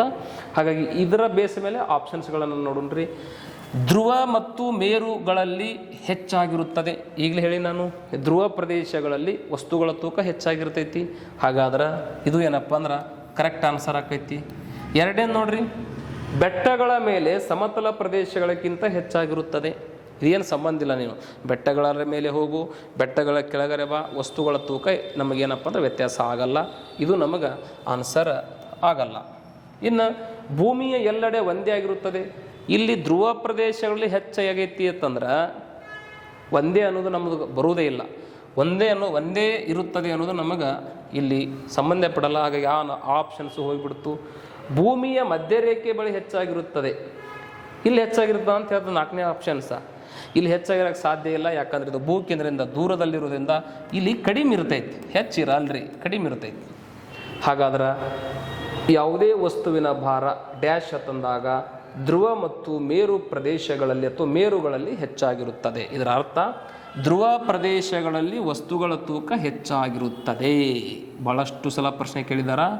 ವಸ್ತುಗಳ ತೂಕ ಭೂಮಿಯ ಮೇಲೆ ಭೂಮಧ್ಯದಕ್ಕಿಂತ ಧ್ರುವ ಪ್ರದೇಶಗಳಲ್ಲಿ ತೂಕ ಏನಿರ್ತೈತೆ ಅಂದರೆ ಹೆಚ್ಚಿಗಿರ್ತೈತಿ. ಹೆಚ್ಚಿಗೆ ಅಂದರೆ ಏನೋ ಒಂದು 10 ಕಿಲೋ ಹೆಚ್ಚಿಗೆ ಆಗ್ತೈತಿ ಅನ್ರಿ? ನೋ. ಇಲ್ಲಿ ಇರ್ತಕ್ಕಂಥ ವಸ್ತುಗಳ ತೂಕ ಇಲ್ಲಿ ಬಂದು ನಾವು ವೇಟ್ ಚೆಕ್ ಮಾಡಿದೀವಿ ಅಂದ್ರೆ ಒಂದಿಷ್ಟು ಗ್ರಾಮಗಳಲ್ಲಿ ನಾವು ಹೆಚ್ಚಿಗೆ ಕಾಣಿಸ್ಬೋದು ಅಷ್ಟೇ. ಹಾಗಾಗಿ ಅದನ್ನು ನಾವು ವಸ್ತುಗಳ ತೂಕ ಅಂತ ಕರಿತೀವಿ. ಇದು 2ನೇ ಪ್ರಶ್ನೆ. ಬಹಳಷ್ಟು ಸಲ ಪ್ರಶ್ನೆ ಕೇಳಿರ್ತಕ್ಕಂಥದ್ದು. ಎಸ್, ಇನ್ನು 3ನೇ ಪ್ರಶ್ನೆಗೆ ಬಂದೇವಿ ಅಂದ್ರೆ ಬಹಳಷ್ಟು ಪ್ರಮುಖವಾಗಿರತಕ್ಕಂಥ ಪ್ರಶ್ನೆ, ನಮ್ಮ ಕರ್ನಾಟಕಕ್ಕೆ ಸಂಬಂಧಪಟ್ಟಿರ್ತಕ್ಕಂಥ ಪ್ರಶ್ನೆ. ಯಾವುದು ಅಂತಂದ್ರೆ ನೋಡಿರಲಿ, ಕರ್ನಾಟಕದಲ್ಲಿ ಕಾಫಿ ಬ್ಲಾಸಮ್, ಮ್ಯಾಂಗೋ ಶವರ್ಸ್ ಎಂದು ಕರೆಯಲ್ಪಡುವ ಮಳೆ. ಆ್ಯಕ್ಚುಲಿ ಇದು ಕೇರಳ ಅಂತ ಆಗಬೇಕಿಲ್ಲಿ. ಎಸ್, ಕರ್ನಾಟಕದಲ್ಲಿ ಕಾಫಿ ಬ್ಲಾಸಮ್, ಕೇರಳದಲ್ಲಿ ಮ್ಯಾಂಗೋ ಶವರ್ಸ್ ಎಂದು ಕರೆಯಲ್ಪಡುವ ಮಳೆ ಯಾವುದು? ನಮ್ಮಲ್ಲಿ 3 ಟೈಪ್ಸ್ ಮಳೆ ಬರ್ತೈತ್ರಿ. ಎಲ್ಲ ಮಳೆನೇ, ಮೋಡಗಳಿಂದ ಮಳೆ ಬರ್ತಕ್ಕಂಥದ್ದು ನಾವು ಮಳೆ ಅಂತ ಕರಿತೀವಿ. ಮಳೆಯಲ್ಲಿ 3 ಟೈಪ್ಸ್ಗಳು: ಪರಿಸರಣ ಮಳೆ, ಪರ್ವತ ಜನಿತ ಮಳೆ, ಇನ್ನೊಂದು ಆವರ್ತ ಮಳೆ ಅಂತ ಬರ್ತೈತಿ. ಅದ್ರ ಬಗ್ಗೆ ಕ್ಲಾಸ್ ತರಗತಿಯಲ್ಲಿ ಅದ್ರ ಬಗ್ಗೆ ನಾನು ವಿವರವಾಗಿ ಹೇಳ್ತೀನಿ. ಇಲ್ಲಿ ಜಸ್ಟ್ ಯಾವ ಮಳೆಯನ್ನು ಕೇರಳದಲ್ಲಿ ಮ್ಯಾಂಗೋ ಶವರ್ಸ, ಕರ್ನಾಟಕದ ಕಾಫಿ ಬ್ಲಾಸಮ್ ಎಂದು ಕರೆಯುತ್ತೇವೆ ಅಂತ ಕೇಳಿದಾರ. ಇಲ್ಲಿ ಆಪ್ಷನ್ಸ್ ಹೇಳಿಬಿಡ್ತೀನಿ ನಿಮ್ಗೆ. 1ನೇದ್ದು ಮುಂಗಾರು ಮಳೆ, ಹಿಂಗಾರು ಮಳೆ, ಪೂರ್ವ ಮಾನ್ಸೂನ್ ಮಳೆ, ತುಂತುರು ಮಳೆ. ನೀವು ಭಾಳಷ್ಟು ಜನ ತುಂತುರು ಮಳೆ ಕಡೆ ಜಾಸ್ತಿ ಗಮನ ಕೊಡ್ತೀರಿ. ತುಂತುರು ಮಳೆ, ಇಲ್ಲಿ ಮುಂಗಾರು ಮಳೆ, ಹಿಂಗಾರು ಮಳೆ, ತುಂತುರು ಮಳೆ ಮತ್ತು ಪೂರ್ವ ಮಾನ್ಸೂನ್ ಮಳೆ ಅಂತ 4 ಆಪ್ಷನ್ಸ್ಗಳನ್ನು ಕೊಟ್ಟಿದ್ದಾರೆ. ಹಾಗಾಗಿ ನಮ್ಗೆ ಈ 4 ಆಪ್ಷನ್ಸ್ಗಳ ಬಗ್ಗೆ ಸ್ವಲ್ಪ ಮಾಹಿತಿ ಗೊತ್ತಿರಲಿ. ನೋಡ್ರಿ, ಕಾಫಿ ಬ್ಲಾಸಮ್ ಮತ್ತು ಮ್ಯಾಂಗೋ ಶವರ್ಸ್ ಎಂದು ಈ ಮಳೆಗೆ ಕರೆಯಲು ಕಾರಣ ಏನು? ಈ ಮಳೆ ಕರ್ನಾಟಕದಲ್ಲಿ ಕಾಫಿ ಗಿಡಗಳಿಗೆ ಬಹಳಷ್ಟು ಉಪಯುಕ್ತವಾಗಿರ್ತಕ್ಕಂಥ ಮಳೆ. ಈ ಮಳೆ ಬರುವ ಸಂದರ್ಭದೊಳಗೆ ಕರ್ನಾಟಕದಲ್ಲಿ ಕಾಫಿ ಬೆಳೆ ಹೂ ಮತ್ತು ಫಸಲನ್ನು ಬಿಡ್ತಕ್ಕಂಥ ಅವಧಿ. ಹಾಗೆ ಆ ಮಳೆ ಬರುವುದರಿಂದ ಕರ್ನಾಟಕದಲ್ಲಿರ್ತಕ್ಕಂಥ ಕಾಫಿ ಬೆಳೆಗಳಿಗೆ ಬಹಳಷ್ಟು ಉಪಯೋಗಕಾರಿಯಾಗಿರುವುದರಿಂದ ಅದಕ್ಕೆ ನಾವು ಕಾಫಿ ಬ್ಲಾಸಮ್ ಅಂತ ಕರ್ನಾಟಕದಾಗ ಕರಿತೀವಿ. ಅದೇ ಟೈಮ್ ಒಳಗೆ ಬರ್ತಕ್ಕಂಥ ಮಳೆ ಕೇರಳದಲ್ಲಿ ಮಾವಿನ ಗಿಡಗಳು ಫಸಲನ್ನು ಬಿಡ್ತಕ್ಕಂಥ ಸಮಯ. ಈಗ ಗೊತ್ತಾಗ್ಬಿಡ್ತೈತೆ ನಿಮಗೆ, ಮಾವಿನ ಗಿಡಗಳು ಯಾವಾಗ ಫಸಲನ್ನು ಬಿಡ್ತಾವ್ರಿ? ಬೇಸಿಗೆ ಕಾಲದಲ್ಲಿ ಹೂವನ್ನು ಬಿಡ್ತಕ್ಕಂಥ ಅವಧಿ. ಹಾಗಾದ್ರೆ ಈ ಮಳೆ ಯಾವಾಗ ಬರ್ತೈತಿ ಅಂದ್ರೆ ಬೇಸಿಗೆ ಕಾಲದಲ್ಲಿ ಬರುತ್ತದೆ. ಎಸ್, ಬೇಸಿಗೆ ಕಾಲ. ಓಕೆ, ಬೇಸಿಗೆ ಕಾಲ. ಯಾಕೆ ಬೇಸಿಗೆ ಕಾಲ? ಮ್ಯಾಂಗೋ ಶವರ್ಸ್, ಮಾವಿನ ಹಣ್ಣು ಅಥವಾ ಮಾವಿನ ಫಸಲು ಬಿಡ್ತಕ್ಕಂಥ ಅವಧಿ ಅಂದ್ರೆ ನಾವು ಮಾರ್ಚ್, ಏಪ್ರಿಲ್, ಮೇ ತಿಂಗಳನ್ನು ಭಾರತದೊಳಗೆ ನೋಡ್ತೀವಿ. ಹಾಗಾಗಿ ಬೇಸಿಗೆ ಕಾಲದಲ್ಲಿ ಬರ್ತಕ್ಕಂಥ ಈ ಮಳೆಗೆ ಕರ್ನಾಟಕದಲ್ಲಿ ಕಾಫಿ ಗಿಡಗಳಿಗೆ ಯೂಸ್ ಆಗುವುದರಿಂದ ಕಾಫಿ ಬ್ಲಾಸಮ, ಕೇರಳದಲ್ಲಿ ಮಾವಿನ ಆ ಫಸಲಿಗೆ ಉಪಯುಕ್ತವಾಗಿರೋದ್ರಿಂದ ನಾವೇನಂತ ಕರಿತೀವಿ ಮ್ಯಾಂಗೋ ಶವರ್ಸ್ ಅಂತ ಕರಿತೀವಿ. ಅದು ಯಾವ ಮಳೆ ಅಂತ ಕರೀತಾರೆ ರೀ? ಬೇಸಿಗೆ ಕಾಲದಲ್ಲಿ ಬರ್ತಕ್ಕಂಥ ಮಳೆ. ಹಾಗಾದ್ರೆ ಮುಂಗಾರು ಮಳೆ ಎಂಬುದು ಇದು ಮಳೆಗಾಲದ ಮಳೆ. ಎಸ್, ಮಳೆಗಾಲದ ಅವಧಿಯಲ್ಲಿ ಬರ್ತಕ್ಕಂಥ ಮಳೆ. ಮುಂಗಾರು ಮಳೆ ಬರೋದು ಯಾವಾಗ ಅಂದ್ರೆ ನಾವು ಜೂನ್ ತಿಂಗಳಿಂದ, ಎಸ್, ಜೂನ್ ತಿಂಗಳಿನಿಂದ ಸೆಪ್ಟೆಂಬರ್ ತಿಂಗಳವರೆಗೆ ಈ ಮಳೆ ನಮಗೆ ಕಂಡು ಬರ್ತೈತಿ. ಜೂನ್ ಸೆಪ್ಟೆಂಬರ್ ಒಳಗೆ ಬೇಸಿಗೆ ಕಾಲ ಇರಲ್ಲ. ಜೂನ್, ಜುಲೈ, ಆಗಸ್ಟ್, ಸೆಪ್ಟೆಂಬರ್ದೊಳಗೆ ಸಿಕ್ಕಾಪಟ್ಟೆ ಕರ್ನಾಟಕದಲ್ಲಿ ಮಳೆ ಬರ್ತಕ್ಕಂಥ ಅವಧಿ. ಹಾಗಾಗಿ ಅದನ್ನು ನಾವು ಮುಂಗಾರು ಮಳೆ ಅಥವಾ ಮಳೆಗಾಲದ ಮಳೆ ಅಂತ ಕರಿತೀವಿ. ಯಾಕೆ ನಮಗೆ ಜೂನಿಂದ ಸೆಪ್ಟೆಂಬರ್ವರೆಗೆ ಹೆಚ್ಚು ಮಳೆ ಬರ್ತೈತಿ ಅಂದ್ರೆ ಆಗಿನ ಸಂದರ್ಭದೊಳಗೆ ಅರಬ್ಬಿ ಸಮುದ್ರದ ಮೇಲೆ ನೈಋತ್ಯ ಮಾನ್ಸೂನ್ ಮಾರುತಗಳು ಬೀಸಿ ಕರ್ನಾಟಕಕ್ಕೆ ಬಂದಾಗ ಹೆಚ್ಚು ತೇವಾಂಶದೊಂದಿಗೆ, ಹೆಚ್ಚು ಮೋಡಗಳೊಂದಿಗೆ ಬಂದಿರತಕ್ಕಂಥ, ಯಾಕಂದರೆ ಸಮುದ್ರದ ಮೇಲೆ ಬೀಸಿ ಬರುವುದರಿಂದ ಆ ಮಾರುತಗಳಲ್ಲಿ ಜಲಾಂಶದ ಪ್ರಮಾಣ ಹೆಚ್ಚಿರ್ತಕ್ಕಂಥದ್ದು. ಅವು ಮುಂದೆ ಬಂದು ಕರ್ನಾಟಕದಲ್ಲಿ ಇಲ್ಲಿ ನೋಡ್ತೇವೆ ನಾವು, ಇಲ್ಲಿ ಅರಬ್ಬಿ ಸಮುದ್ರ ಐತಿ, ಹಿಂಗೆ ನೈಋತ್ಯ ದಿಕ್ಕಿನಿಂದ ಮಾನ್ಸೂನ್ ಮಾರುತಗಳು ಹಿಂಗೆ ಕರ್ನಾಟಕಕ್ಕೆ ಬರಬೇಕಾದ್ರೆ ಸಮುದ್ರದ ಮೇಲಿಂದ ಅತಿ ಹೆಚ್ಚು ತೇವಾಂಶವನ್ನು ತೆಗೆದುಕೊಂಡು ಬಂದು ಕರ್ನಾಟಕದಲ್ಲಿ ಮಳೆ ಸುರಿಸ್ತಾವೆ. ಅದು ಮಳೆಗಾಲದ ಮಳೆ. ಅದನ್ನು ನಾವು ಮುಂಗಾರು ಮಳೆ ಅಂತ ಕರಿತೀವಿ. ಮುಂಗಾರು ಮಳೆನೇ ಅಂತ ಯಾಕೆ ಕರೆದ್ರಿ ಅಂದ್ರೆ ಈ ಮಾರುತಗಳು, ನೈಋತ್ಯ ಮಾನ್ಸೂನ್ ಮಾರುತಗಳು ಕರ್ನಾಟಕದಿಂದ ಮುಂದೆ ಹೋಗುವುದರಿಂದ ಮುಂದೆ ಹೋಗ್ತಕ್ಕಂಥ ಮಾರುತಗಳು ತಂದ ಮಳೆಗೆ ಮುಂಗಾರು ಮಳೆ ಅಂತ ಕರಿತೀವಿ. ಅದು ಆಯಿತು. ಇದು ಅಂತರ ಆಪ್ಷನ್ಸ್ ಆಗಲ್ರಿ, ಯಾಕಂದ್ರೆ ನಮಗೆ ಬೇಸಿಗೆ ಕಾಲದ ಮಳೆ ಅಂತ ಬಂದೈತಾ ಇಲ್ಲಿ. ಇದು ಮಳೆಗಾಲದ ಮಳೆ. ಇನ್ನು ಎರಡನೇ ಆಪ್ಷನ್ಸ್ ನೋಡ್ರಿ, ಹಿಂಗಾರು ಮಳೆ ಅಂತ ಐತಿ. ಹಿಂಗಾರು ಮಳೆ ಆಗ್ತೈತಿ ಏನ್ರಿ? ಆನ್ಸರ ಹಿಂಗಾರು ಮಳೆನೂ ಆಗಲ್ರಿ. ಯಾಕೆ ಹಿಂಗಾರು ಮಳೆ ಆಗಲ್ಲ ಅಂದ್ರೆ ಸೆಪ್ಟೆಂಬರ್ ಆದ ನಂತರ ಅಕ್ಟೋಬರ್, ನವಂಬರ್, ಡಿಸೆಂಬರ್ ಈ ಅವಧಿಯೊಳಗೆ ಈ ಮಳೆ ಬರ್ತೈತಿ.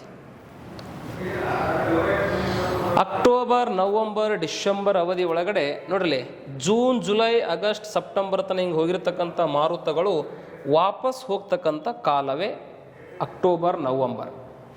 ಹಾಗಾಗಿ ನೈಋತ್ಯ ಮಾನ್ಸೂನ್ ಮಾರುತಗಳು ವಾಪಸ್ ಹೋಗುವುದನ್ನು ನಾವು ಈಶಾನ್ಯ ಮಾನ್ಸೂನ್, ಯಾಕಂದರೆ ಈಶಾನ್ಯ ದಿಕ್ಕು ಅಂತ ಕರಿತೀವಿ. ಈಶಾನ್ಯ ಹಿಂಗೆ ಹೋಗುವಾಗ ನೈಋತ್ಯ ಮಾನ್ಸೂನ್ ಮಾರುತ ಅನ್ನಿಸ್ಕೊತಾವೆ. ಇವೇ ಮಾರುತಗಳು ವಾಪಸ್ ಬರಬೇಕಾದ್ರೆ ಇವಕ್ಕೆ ನಾವು ಈಶಾನ್ಯ ಮಾನ್ಸೂನ್ ಮಾರುತಗಳು ಅಂತ ಕರಿತೀವಿ. ಆ ಈಶಾನ್ಯ ಮಾನ್ಸೂನ್ ಮಾರುತಗಳು ಕರ್ನಾಟಕದವನ್ನು ಬಿಟ್ಟು ವಾಪಸ್ ಹಿಂದೆ ಹೋಗುವಾಗ ಮಳೆ ಬರ್ತೈತಿ. ಅದಕ್ಕೆ ನಾವು ಏನಂತ ಕರಿತೀವಿ? ಹಿಂಗಾರು ಮಳೆ ಅಂತ ಕರಿತೀವಿ. ಹಾಗಾದ್ರೆ ಇದೂ ಆಗೋದೇ ಇಲ್ಲ. ನಮಗೆ ಬೇಸಿಗೆ ಕಾಲದಲ್ಲಿ ಮಳೆ ಆಗೋದೇ ಇಲ್ಲ. ಬೇಸಿಗೆ ಕಾಲ ಮಳೆಗೆ ನಾವು ಹಿಂಗಾರು ಮಳೆ ಅನ್ನೋದೇ ಇಲ್ಲ. ಮುಂದೆ ಹೋಗುವ ಮಾರುತಗಳು ಮುಂಗಾರು ಮಳೆ, ಹಿಂದೆ ಹೋಗತಕ್ಕಂಥ ಮಾರುತಗಳು ಹಿಂಗಾರು ಮಳೆ. ಇವು ನೈಋತ್ಯ ಮಾನ್ಸೂನ್ ಮಾರುತಗಳು, ಇವು ಈಶಾನ್ಯ ಮಾನ್ಸೂನ್ ಮಾರುತಗಳು. ಹಾಗಾಗಿ ಇದೂ ಮಳೆಗಾಲದ ಮಳೆನೇ. ಇದನ್ನು ನಾವು ಮಳೆಗಾಲದ ಮಳೆ ಅಂತ ಕೂಡ ನಾವು ಕರಿತೀವಿ. ಹಾಗಾದ್ರೆ ಮಳೆಗಾಲದಲ್ಲಿ ಎರಡು ಪ್ರಕಾರ, ಹಿಂಗಾರು ಮಳೆಗಾಲ ಮತ್ತು ಮುಂಗಾರು ಮಳೆಗಾಲ ಅಂತ ನಾವು ನೋಡ್ತೀವಿ. ಇವೆರಡು ಅಂತರ ಆಗಲ್ಲ. ಇನ್ನು ತುಂತುರು ಮಳೆ ಇದು ಆಗೋದೇ ಇಲ್ಲರಿ. ತುಂತುರು ಮಳೆ ಯಾವಾಗ ಬರ್ತೈತಿ ಅಂದ್ರೆ ಅದು ಬರೋದು ಮಳೆಗಾಲ ಒಳಗೆ. ಬ್ಯಾಸಿಗೆ ಒಳಗೆ ತುಂತುರು ಮಳೆ ಬರ್ತೈತಿ ರೀ.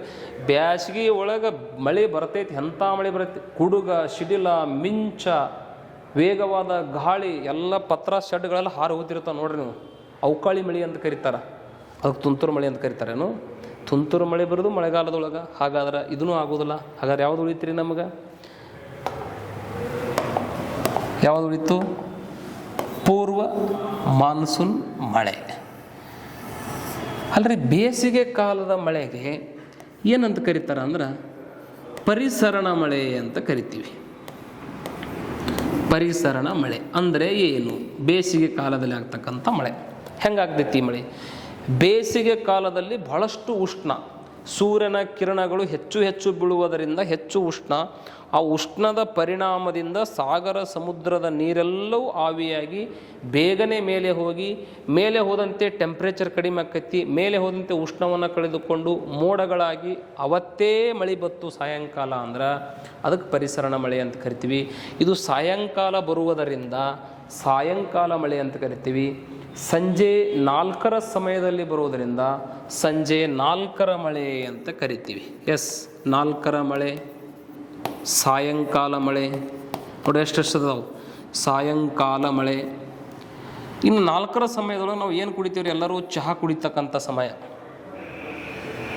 ಒಳಗೋಗ್ರು ಒಂದೊಂದು ಗ್ಲಾಸ್ಗಳಲ್ಲಿ ಚಹಾ ಹೊಡಿತಿರ್ತಾರೆ 4 ಗಂಟೆಗೆ ಗೊತ್ತು. ಹೊರಗೆ ಮಳೆ ಬರ್ತಿರ್ತದೆ, ಒಳಗೆ ಚಹಾ ಹೊಡಿದು. ಈ 4 ಗಂಟೆ ಸಮಯದಲ್ಲಿ ಚಹಾ ಕುಡಿತಕ್ಕಂಥ ಸಮಯ. ಆ ಅವಧಿ ಒಳಗೆ ಬರುವುದರಿಂದ ಇದಕ್ಕೆ ಚಹಾ ವಿರಾಮದ ಮಳೆ ಅಂತ ಕರಿತೀವಿ. ಚಹಾ ವಿರಾಮದ ಮಳೆ ಅಲ್ಲರಿ, ನಾವು ಚಹಾ ಕುಡಿತೀವಿ, ಕಾಫಿ ಕುಡಿತೀವಿ ಅಂದ್ರೆ ಕಾಫಿ ವಿರಾಮದ ಮಳೆ.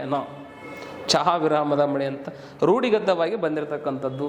4ರ ಮಳೆ, ಸಾಯಂಕಾಲ ಮಳೆ, ಚಹಾ ವಿರಾಮದ ಮಳೆ, ಪರಿಸರಣ ಮಳೆ. ಇದಕ್ಕೆ ಇನ್ನೊಂದು ಹೆಸರು ಅದ ರೀ, ಮಧ್ಯಾಹ್ನದ ನಂತರ ಮಳೆ. ಮಧ್ಯಾಹ್ನದ ನಂತರವನ್ನು ಅಪರಾಹ್ನ ಅಂತ ಕರೀತಾರೆ. ಇದಕ್ಕೆ ಅಪರಾಹ್ನ ಮಳೆ ಅಂತ ಕರಿತೀವಿ. ಇದು ಪರಿಸರಣ ಮಳೆ. ಇದಕ್ಕೆ ಇನ್ನೊಂದು ಹೆಸರವೇ ಪೂರ್ವ ಮಾನ್ಸೂನ್ ಮಳೆ ಅಂತ ಕರಿತೀವಿ. ಪೂರ್ವ ಮಾನ್ಸೂನ್ ಮಳೆ ಅಂದರೆ ಏನು? ಮುಂಗಾರು ಮಳೆಗಾಲ ಮತ್ತು ಹಿಂಗಾರು ಮಳೆಗಾಲವನ್ನು ಮಾನ್ಸೂನ್ ಮಳೆಗಾಲ ಅಂತ ಕರೀತಾರೆ. ಮಾನ್ಸೂನ್ ಮಳೆ, ಇವು ಎರಡೂ ಮಾನ್ಸೂನ್ ಮಳೆ ರೀ. ಮಾನ್ಸೂನ್ ಅಂದ್ರೆ ಮಳೆಗಾಲ, ಮಳೆಗಾಲದ ಮಳೆಯನ್ನು ಮಾನ್ಸೂನ್ ಮಳೆ ಅಂತ ಕರಿತೀವಿ. ಇಲ್ಲೇನದ್ರಿ ಮಾನ್ಸೂನ್ ಪೂರ್ವ, ಪ್ರೀ ಮಾನ್ಸೂನ್. ಮಾನ್ಸೂನ್ ಪೂರ್ವ ಅಂದ್ರೆ ಮಾನ್ಸೂನ್ ಅಂದ್ರೆ ಮಳೆಗಾಲ, ಮಳೆಗಾಲಕ್ಕಿಂತ ಪೂರ್ವ ಅಂದ್ರೆ ಮೊದಲು. ಹಾಗಾದ್ರೆ ಮಳೆಗಾಲಕ್ಕಿಂತ ಮೊದಲು ಯಾವ ಕಾಲ ಇರ್ತೈತ್ರಿ? ಬೇಸಿಗೆ ಕಾಲ. ಗೊತ್ತಿರಲಿ ನಮಗೆ, ಭೂಮಿಯ ಮೇಲೆ ಯಾವುದೇ ಪ್ರದೇಶದಲ್ಲಿ ಹೋದರೆ ಬೇಸಿಗೆ ಕಾಲ ಆದ ನಂತರ ನಾವು ಮಳೆಗಾಲವನ್ನು ನೋಡ್ತೀವಿ. ಹಾಗಾಗಿ ಮಳೆಗಾಲದಕ್ಕಿಂತ ಮುಂಚೆ ಇರುವುದೇ ಬೇಸಿಗೆ ಕಾಲ. ಮಳೆಗಾಲದಲ್ಲಿ ಬರುವುದಕ್ಕೆ ಮಾನ್ಸೂನ್ ಮಳೆ ಅಂತ ಕರಿತೀವಿ. ಮಳೆಗಾಲದ ಮುಂಚೆ ಇರತಕ್ಕಂಥ ಬೇಸಿಗೆ ಕಾಲದಲ್ಲಿ ಬರ್ತಕ್ಕಂಥ ಮಳೆಯನ್ನು ಮಾನ್ಸೂನ್ ಪೂರ್ವ ಮಳೆ ಅಂತ ಕರಿತೀವಿ, ಅಥವಾ ಪೂರ್ವ ಮಾನ್ಸೂನ್ ಮಳೆ ಅಂತ ಕರಿತೀವಿ. ಅದಕ್ಕೆ ಬೇಸಿಗೆ ಕಾಲವನ್ನು ಮಾನ್ಸೂನ್ ಅಥವಾ ಮಳೆಗಾಲದ ತಯಾರಿ ಕಾಲ ಅಂತ ಕರೀತಾರೆ. ಈ ಬ್ಯಾಸಿಗೆ ಏನು ಮಾಡ್ತೈತಿ ಅಂದ್ರೆ ಮಳೆಗಾಲಕ್ಕೆ ಬರ್ತಕ್ಕಂಥ ಅಥವಾ ಮಳೆಗಾಲದಲ್ಲಿ ಬೀಸ್ತಕ್ಕಂಥ ಗಾಳಿಗೆ ಅನುಕೂಲ ಮಾಡಿಕೊಡ್ತೈತಿ. ಗಾಳಿ ಭಾರತಕ್ಕೆ ಬರುವಂತೆ ಈ ಬೇಸಿಗೆ ಕಾಲದವು ಏನು ಮಾಡ್ತೈತೆ ಅಂದ್ರೆ ಪ್ರೆಷರನ್ನು ಕಡಿಮೆ ಮಾಡಿಕೊಡ್ತೈತೆ. ಹಾಗಾಗಿ ಇದಕ್ಕೆ ಮಳೆಗಾಲದ ಪೂರ್ವ ತಯಾರಿ ಕಾಲ ಅಂತ ಕರಿತೀವಿ. ಹಾಗಾಗಿ ಅದೇ ಮಳೆಗಾಲಕ್ಕೆ ಮಾನ್ಸೂನ್ ಮಳೆ ಅಂತ ಕರಿತೀವಿ. ಅದೇ ಮಳೆಗಾಲದ ಮುಂಚೆ ಇರುವುದರಿಂದ ಪೂರ್ವ ಮಾನ್ಸೂನ್ ಮಳೆ ಅಂದರೆ ಬೇಸಿಗೆ ಕಾಲದ ಮಳೆ. ಹಾಗಾಗಿ ಈ ಬೇಸಿಗೆ ಕಾಲದ ಮಳೆಗೆ ಪರಿಸರಣ ಮಳೆ ಅಂತ ಕರಿತೀವಿ ಅಥವಾ ಪೂರ್ವ ಮಾನ್ಸೂನ್ ಮಳೆ ಅಂತ ಕರಿತೀವಿ. ಇದನ್ನು ಕರ್ನಾಟಕದಲ್ಲಿ ಕಾಫಿ ಬ್ಲಾಸಮ್, ಕೇರಳದಲ್ಲಿ ಮ್ಯಾಂಗೋ ಶವರ್ಸ್ ಎಂದು ಕರೆಯುತ್ತವೆ. ಇದಕ್ಕೆ ಸರಿಯಾದ ಆನ್ಸರ್ 3ನೇದ್ದು ಸಿ ಆಗಿರ್ತಕ್ಕಂಥದ್ದು ಸರಿಯಾದ ಆನ್ಸರ್. ಸ್ನೇಹಿತರೆ, ನೆಕ್ಸ್ಟ್ ಪ್ರಶ್ನೆಗೆ ಹೋಗೋಣ. ನೆಕ್ಸ್ಟ್ ಪ್ರಶ್ನೆಯನ್ನು ನಾವು ನದಿಗಳ ಮೇಲೆ ಅತ್ಯಂತ ಪ್ರಮುಖವಾಗಿರ್ತಕ್ಕಂಥದ್ದನ್ನು ನೋಡ್ತೀವಿ. ಇಲ್ಲಿ ಬಹಳಷ್ಟು ಜನರಿಗೆ ಇವು ಚಿರಪರಿಚಿತ ನದಿಗಳಿವೆಲ್ಲ. ಯಾಕಂದ್ರೆ ನಾವಿರ್ತಕ್ಕಂಥ ಪ್ರದೇಶದಲ್ಲಿ ಹರಿಯುವ ನದಿಗಳು ಇವು. ಪ್ರತಿನಿತ್ಯ ಇವುಗಳ ಹೆಸರನ್ನು ಕೇಳ್ತಿರ್ತೀವಿ. ಪ್ರತಿನಿತ್ಯ ಈ ಪ್ರದೇಶದ ಹೆಸರನ್ನು ಕೇಳ್ತಿರ್ತೀವಿ. ಯಾವುದು ಅಂತಂದಾಗ ಕೂಡಲ ಸಂಗಮ. ಕೂಡಲ ಸಂಗಮ ಎಲ್ಲೈತಿ? ಬಾಗಲಕೋಟೆ ಜಿಲ್ಲೆಯೊಳಗೆ ಕೂಡಲ ಸಂಗಮ. 1ನೇ ಪಾಯಿಂಟ್ ಗೊತ್ತಿರಲಿ, ನದಿಗಳು ಕೂಡುವ ಪ್ರದೇಶಕ್ಕೆ ನಾವು ಏನಂತ ಕರಿತೀವಿ ಅಂದ್ರೆ ಸಂಗಮ ಅಂತ ಕರಿತೀವಿ.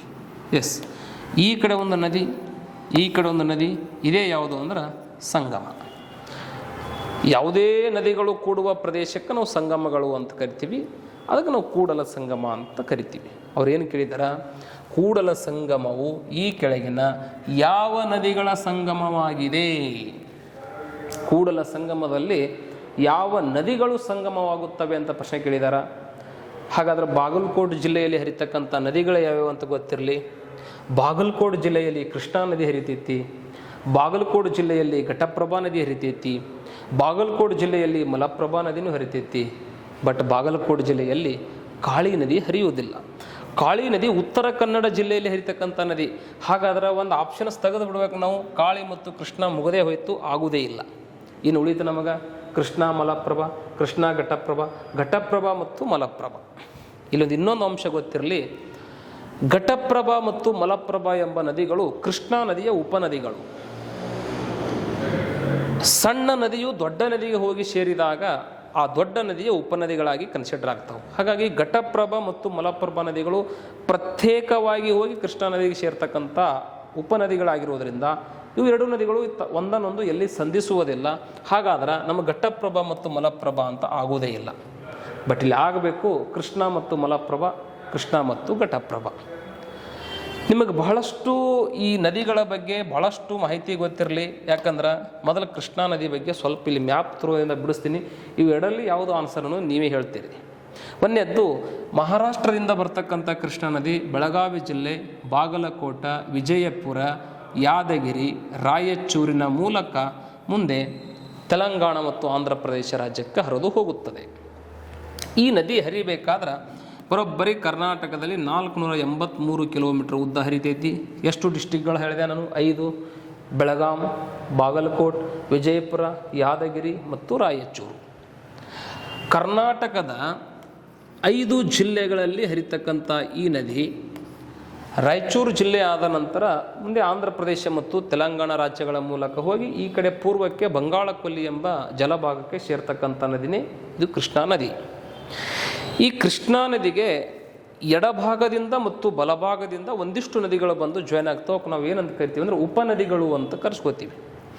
ಹಾಗೆ ಕೃಷ್ಣಾ ನದಿಯ ಉಪನದಿಗಳು ಯಾವ್ಯಾವು ಅಂತಂದಾಗ ನಾವು ಘಟಪ್ರಭಾ ಅಂತ ಹೇಳ್ತೀವಿ, ಮಲಪ್ರಭಾ ನದಿ, ತುಂಗಭದ್ರಾ ನದಿ, ಡೋಣಿ ನದಿ ಮತ್ತು ಭೀಮಾ ನದಿ. ಇವು ಕರ್ನಾಟಕದಲ್ಲಿ ಕೃಷ್ಣಾ ನದಿಗೆ ಸೇರ್ತಕ್ಕಂಥ ಉಪನದಿಗಳು. ಈ ನದಿಗಳನ್ನು ಬಿಟ್ಟರೆ ಆಂಧ್ರ ಪ್ರದೇಶ, ಮಹಾರಾಷ್ಟ್ರ ಮತ್ತು ತೆಲಂಗಾಣದಲ್ಲಿ ಒಂದಿಷ್ಟು ನದಿಗಳು ಬಂದು ಆ ಕೃಷ್ಣಾ ನದಿಗೆ ಏನಪ್ಪ ಅಂದ್ರೆ ಕೂಡ್ತಕ್ಕಂಥ ಉಪನದಿಗಳನ್ನು ನೋಡ್ತೀವಿ. ಹಾಗಾದ್ರೆ ಕರ್ನಾಟಕದಲ್ಲಿ ಇಲ್ಲಿ ಕೇಳಿದ್ದವರು ಕೃಷ್ಣ ಮತ್ತು ಮಲಪ್ರಭಾ, ಕೃಷ್ಣ ಮತ್ತು ಘಟಪ್ರಭಾ ಈ ನದಿಗಳ ಸಂಗಮ ಆಗ್ತಕ್ಕಂಥ ಪ್ರದೇಶದ ಈ ಎರಡೂ ಆಪ್ಷನ್ಸಲ್ಲಿ ಕೂಡಲ ಸಂಗಮದಲ್ಲಿ ಕೂಡ್ತಕ್ಕಂಥ ನದಿಗಳು ಯಾವುವು ಅಂತ ಪ್ರಶ್ನೆ ಕೇಳಿದ್ದಾರೆ. ಹಾಗಾಗಿ ಈ ಘಟಪ್ರಭಾ ಮತ್ತು ಮಲಪ್ರಭಾ ನದಿಗಳು ಕೃಷ್ಣಾ ನದಿಗೆ ಕೂಡ್ತಕ್ಕಂಥ ಪ್ರದೇಶ ಮೊದಲು ಎಲ್ಲಿದು ಅನ್ನೋದು ನಮಗೆ ಸ್ವಲ್ಪ ಐಡಿಯಾ ಗೊತ್ತಿರಲಿ. ಒಂದನೇದ್ದು ಘಟಪ್ರಭಾ ನದಿ ನೋಡೋಣ.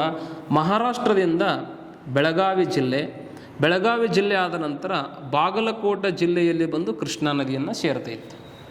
ಘಟಪ್ರಭಾ ನದಿ ಗೊತ್ತಿರಲಿ. ಮಹಾರಾಷ್ಟ್ರ ರಾಜ್ಯದಲ್ಲಿ ಉಗಮಗೊಂಡಿರ್ತಕ್ಕಂಥ ಘಟಪ್ರಭಾ ನದಿ ಮಹಾರಾಷ್ಟ್ರದ ಅಂಬೋಲಿ ಎಂಬ ಪ್ರದೇಶದಲ್ಲಿ ಉಗಮಗೊಂಡಿರ್ತಕ್ಕಂಥ ಈ ನದಿ ಮಹಾರಾಷ್ಟ್ರ, ಕರ್ನಾಟಕದ ಬೆಳಗಾವಿ ಮತ್ತು ಬಾಗಲಕೋಟೆ ಜಿಲ್ಲೆಯಲ್ಲಿ ಬಂದು ಕೃಷ್ಣಾ ನದಿಯನ್ನು ಜಾಯ್ನ್ ಆಗ್ತೈತೆ. ಒಂದನೇದ್ದು. ಎರಡನೇದ್ದು ಮಲಪ್ರಭಾ ನದಿ ಬೆಳಗಾವಿ ಜಿಲ್ಲೆಯ ಖಾನಾಪುರ ತಾಲೂಕಿನ ಕಣಕುಂಬಿ ಎಂಬ ಪ್ರದೇಶದಲ್ಲಿ ಉಗಮಗೊಂಡು ಇದು ಬೆಳಗಾವಿ, ಗದಗ ಜಿಲ್ಲೆಯಲ್ಲಿ ಹರಿದು ಇದು ಬಂದು ಏನಪ್ಪ ಅಂದ್ರೆ ಬಾಗಲಕೋಟೆ ಜಿಲ್ಲೆಯಲ್ಲೇ ಬಂದು ಏನಾಕೈತಿ ಜಾಯ್ನ್ ಆಗ್ತೈತಿ. ಅಲ್ರಿ, ಇದು ಬಾಗಲಕೋಟೆ ಜಿಲ್ಲೆಯಲ್ಲಿ ಜಾಯ್ನ್ ಆಕೈತಿ, ಇದು ಬಾಗಲಕೋಟೆ ಜಿಲ್ಲೆಯಲ್ಲಿ ಜಾಯ್ನ್ ಆಕೈತಿ, ಕೂಡಲ ಸಂಗಮ ಇರೋದು ಬಾಗಲಕೋಟೆ ಜಿಲ್ಲೆಯಲ್ಲಿ ಅಂತ ಒಂದಾಗ ಕನ್ಫ್ಯೂಸ್ ಆಗಿಬಿಡ್ತೈತಿ. ನಮಗೆ ಗೊತ್ತಿರಲಿ, ನಮ್ಗೆ ಕರ್ನಾಟಕದಲ್ಲಿ ಘಟಪ್ರಭಾ ನದಿ ಹೋಗಿ ಕೃಷ್ಣಾ ನದಿ ಕೂಡ್ತಕ್ಕಂಥದ್ದು ಬಾಗಲಕೋಟೆ ಜಿಲ್ಲೆಯ ಬೀಳಗಿ ತಾಲೂಕು. ಆ ಬೀಳಗಿ ತಾಲೂಕಿನೊಳಗೆ ಒಂದು ಪ್ರದೇಶ ಐತಿ, ಚಿಕ್ಕ ಸಂಗಮ. ಚಿಕ್ಕ ಸಂಗಮ. ಇನ್ನು ಒಂದು ಕೂಡಲ ಸಂಗಮ. ಕೂಡಲ ಸಂಗಮ. ಚಿಕ್ಕ ಸಂಗಮ ಮತ್ತು ಕೂಡಲ ಸಂಗಮ ಎರಡೂ ಬಾಗಲಕೋಟೆ ಡಿಸ್ಟಿಕ್ದಲ್ಲಿ ಕೃಷ್ಣಾ ನದಿಯ ತೀರದಲ್ಲಿರ್ತಕ್ಕಂಥ ಪ್ರದೇಶಗಳು. ಆದ್ರೆ ಇಲ್ಲಿದ್ದು ನಮ್ಮ ಕೂಡಲ ಸಂಗಮ. ಚಿಕ್ಕ ಸಂಗಮದಲ್ಲಿ ನಮಗೆ ಘಟಪ್ರಭಾ ಮತ್ತು ಕೃಷ್ಣಾ ನದಿಗಳು ಸೇರ್ತವೆ. ಬಟ್ ನಮಗೆ ಕೇಳಿದ್ದು ಏನು ಇಲ್ಲಿ ಪ್ರಶ್ನೆ ಅಂದ್ರೆ ಕೂಡಲ ಸಂಗಮದಲ್ಲಿ ಸೇರ್ತಕ್ಕಂಥ ನದಿಗಳು ಯಾವ ಅಂತ ಕೇಳಿದಾರ. ಕೂಡಲ ಸಂಗಮದಲ್ಲಿ ನಮಗೆ ಕೃಷ್ಣಾ ನದಿಗೆ ಮಲಪ್ರಭಾ ನದಿ ಹೋಗಿ ಸೇರ್ತಕ್ಕಂಥ ಪ್ರದೇಶವೇ ಕೂಡಲ ಸಂಗಮ. ಇದನ್ನು ಆಪ್ಷನ್ಸ್ ನಮಗೆ ಆನ್ಸರ್ ಆಗಿ ಕನ್ವರ್ಟ್ ಆಗೋದಿಲ್ಲ. ಹಾಗಾಗಿ ಇದು ಮಹಾರಾಷ್ಟ್ರದಿಂದ ಬರ್ತಕ್ಕಂಥ ಘಟಪ್ರಭಾ ನದಿ ಚಿಕ್ಕ ಸಂಗಮ ಎಂಬ ಪ್ರದೇಶದಲ್ಲಿ ಜಾಯ್ನ್ ಆದ್ರೆ ನಮ್ಮ ಬೆಳಗಾವಿ ಜಿಲ್ಲೆಯಲ್ಲೇ ಉಗಮಗೊಂಡು ಬಾಗಲಕೋಟೆ ಜಿಲ್ಲೆಯ ಕೂಡಲ ಸಂಗಮ ಎಂಬ ಪ್ರದೇಶದಲ್ಲಿ ಏನಾಗ್ತೈತಿ ಅಂದ್ರೆ ಕೃಷ್ಣಾ ನದಿಗೆ ಜಾಯ್ನ್ ಆಗ್ತಕ್ಕಂಥದ್ದು ಅದು ಕೂಡಲ ಸಂಗಮ ಎಂಬ ಪ್ರದೇಶ. ಘಟಪ್ರಭಾ ಅಲ್ರಿ, ಮಲಪ್ರಭಾ ಮತ್ತು ಕೃಷ್ಣಾ ಅನ್ನೋದು ಗೊತ್ತಿರಲಿ. ಇಲ್ಲಿ ಇನ್ನೊಂದಿಷ್ಟು ನದಿಗಳನ್ನು ಹೇಳಿಬಿಡ್ತೀನಿ. ಕೃಷ್ಣಾ ನದಿಗೆ ಸೇರ್ತಕ್ಕಂಥ ಉಪನದಿಗಳು, ಈ ಮೇಲ್ಭಾಗದಿಂದ ಬರ್ತಕ್ಕಂಥ ಒಂದು ನದಿ, ಇದನ್ನು ನಾವು ಡೋಣಿ ರಿವರ್, ಇದು ಡೋಣಿ. ಇನ್ನು ಈ ಭಾಗದಲ್ಲಿ ಬರ್ತಕ್ಕಂಥದ್ದು ಇದನ್ನು ನಾವು ಭೀಮಾ ನದಿ ಅಂತ ಕರಿತೀವಿ. ಇನ್ನು ಚಿಕ್ಕಮಗಳೂರು ಜಿಲ್ಲೆಯಲ್ಲಿ ಉಗಮಗೊಂಡು ಶಿವಮೊಗ್ಗದಲ್ಲಿ ಜಾಯ್ನ್ ಆಗಿ ದಾವಣಗೆರೆ, ವಿಜಯನಗರ, ಬಳ್ಳಾರಿ, ಕೊಪ್ಪಳ ಮುಂದೆ ಹೋಗಿ ಆಂಧ್ರ ಪ್ರದೇಶ ರಾಜ್ಯದಲ್ಲಿ ಸೇರ್ತಕ್ಕಂಥದ್ದು ತುಂಗಭದ್ರಾ. ತುಂಗಭದ್ರಾ ನದಿಗೆ ಬಂದು ಸೇರ್ತಕ್ಕಂಥದ್ದು ಇದನ್ನು ನಾವು ವೇದಾವತಿ ನದಿ. ಇದೇ ತುಂಗಭದ್ರಾ ನದಿಗೆ ಬಂದು ಸೇರ್ತಕ್ಕಂಥದ್ದು ಇನ್ನೊಂದು ವರದಾ ನದಿ. ನೋಡ್ರಿ, ಭೀಮಾ, ಡೋಣಿ, ಕೃಷ್ಣ, ಘಟಪ್ರಭಾ, ಮಲಪ್ರಭಾ, ವರದಾ, ತುಂಗ, ಭದ್ರಾ, ಮುಂದೆ ತುಂಗಭದ್ರಾ, ಇದು ವೇದಾವತಿ. ಈ ಎಲ್ಲ ನದಿ ವ್ಯವಸ್ಥೆಗಳು. ಇನ್ನೊಂದು ಭೀಮಾ ನದಿಗೆ ಕಲಬುರಗಿಯಲ್ಲಿ ಇನ್ನೊಂದು ಕಾಗಿಣಾ ರಿವರ್ ಅಂತ ಬಂದು ಸೇರ್ತೈತಿ. ಈ ಎಲ್ಲ ರಿವರ್ ಸಿಸ್ಟಮು ನಾವು ಎದರ್ಕ ಓದ್ತೀವಿ ಅಂದರೆ ಕೃಷ್ಣಾ ನದಿ ವ್ಯವಸ್ಥೆ ಅಂತ ಬಂದಾಗ ವಿವರವಾಗಿ ಅಲ್ಲಿ ನೋಡ್ತೀವಿ. ಹಾಗಾಗಿ ನಮಗೆ ಕೃಷ್ಣಾ ಮತ್ತು ಮಲಪ್ರಭಾ ನದಿಗಳು ಸೇರ್ತಕ್ಕಂಥ ಪ್ರದೇಶಕ್ಕೆ ಕೂಡಲ ಸಂಗಮ ಅಂತ ಕರಿತೀವಿ. ಇದ್ರ ಬಗ್ಗೆ ಸ್ವಲ್ಪ ಮಾಹಿತಿ ಗೊತ್ತಿರಲಿ. ಇನ್ನು ನೆಕ್ಸ್ಟ್ ಪ್ರಶ್ನೆಗೆ ಹೋದಗೂ, ನೆಕ್ಸ್ಟ್ ಪ್ರಶ್ನೆ ಭಾರತಕ್ಕೆ ಸಂಬಂಧಪಟ್ಟಿರ್ತಕ್ಕಂಥ ಒಂದು ಪ್ರಶ್ನೆ. ಏನು? ಹೊಂದಿಸಿ ಬರೆಯಿರಿ ಮತ್ತು ಸರಿಯಾದ ಉತ್ತರವನ್ನು ಸಂಕೇತಾಕ್ಷರಗಳಿಂದ ಗುರುತಿಸಿರಿ ಅಂತ ಹೇಳಿದ್ದಾರೆ. ಇಲ್ಲಿ ಪಟ್ಟಿ 1, ಪಟ್ಟಿ 2 ಅಂತ ಕೊಟ್ಟಿದ್ದಾರೆ. ಪಟ್ಟಿ 1ರಲ್ಲಿ ಒಂದಿಷ್ಟು ಬಂದರುಗಳ ಹೆಸರು ಅದಾವು. ಪಟ್ಟಿ 2ರಲ್ಲಿ ರಾಜ್ಯಗಳ ಹೆಸರುಗಳು ಅದಾವು. ಬಂದರುಗಳು ಅಂದರೆ ಏನ್ರಿ? ಹಡಗುಗಳು ಬಂದು ನಿಲ್ಲುವ ಪ್ರದೇಶಕ್ಕೆ ಬಂದರುಗಳು ಅಂತ ಕರಿತೀವಿ. ಬಂದರುಗಳಲ್ಲಿ 2 ಪ್ರಕಾರದ ಬಂದರುಗಳು: ರಾಷ್ಟ್ರೀಯ ಬಂದರುಗಳು, ದೇಶೀಯ ಬಂದರುಗಳು. ರಾಷ್ಟ್ರೀಯ ಬಂದರುಗಳನ್ನು ಕೇಂದ್ರ ಸರ್ಕಾರ ನೋಡ್ತಕ್ಕಂಥದ್ದು, ಅಥವಾ ಕೇಂದ್ರ ಪಟ್ಟಿಯಲ್ಲಿ ರಾಷ್ಟ್ರೀಯ ಬಂದರುಗಳು ಕಂಡು ಬರ್ತಾವೆ. ಇನ್ನು ದೇಶೀಯ ಬಂದರುಗಳನ್ನು ಅಥವಾ ಸ್ಥಳೀಯ ಬಂದರುಗಳನ್ನು ಸಮವರ್ತ ಪಟ್ಟಿಯಲ್ಲಿ ನೋಡ್ತೀವಿ. ಸಮವರ್ತ ಪಟ್ಟಿ ಅಂದ್ರೆ ರಾಜ್ಯ ಸರ್ಕಾರವು ಅದರ ಬಗ್ಗೆ ಏನು ಮಾಡ್ತೈತಿ? ನಿರ್ವಹಣೆ ಮಾಡ್ತೈತಿ. ಮತ್ತು ಕೇಂದ್ರ ಸರ್ಕಾರವು ಅದರ ಬಗ್ಗೆ ನಿರ್ವಹಣೆ ಮಾಡ್ತಕ್ಕಂಥದ್ದು ನಾವು ಸಮವರ್ತ ಪಟ್ಟಿ ಅಂತ ಕರಿತೀವಿ.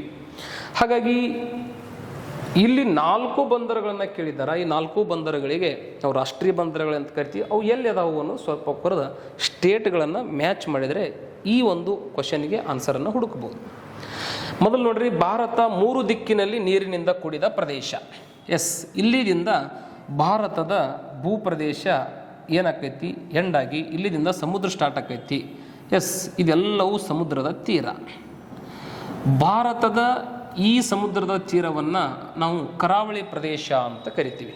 ಸಮುದ್ರ ಸಾಗರದ ತೀರ ಪ್ರದೇಶಕ್ಕೆ ನಾವು ಕರಾವಳಿ ಪ್ರದೇಶ ಅಂತ ಕರಿತೀವಿ. ಭಾರತದ ಒಟ್ಟು ಕರಾವಳಿ ಉದ್ದ 6100 ಕಿಲೋಮೀಟರ್. ದ್ವೀಪಗಳನ್ನು ಹೊರತುಪಡಿಸಿ ಗುಜರಾತಿಂದ ಸ್ಟಾರ್ಟ್ ಆಗಿ ಪಶ್ಚಿಮ ಬಂಗಾಳವರೆಗೆ ಮೇನ್ ಲ್ಯಾಂಡಿನ ಕೋಸ್ಟಲ್ ಏರಿಯಾ 6100 ಕಿಲೋಮೀಟರ್ ಟೋಟಲ್. ಈ 6100 ಕಿಲೋಮೀಟರ್ ಉದ್ದದ ಕೋಸ್ಟಲನ್ನು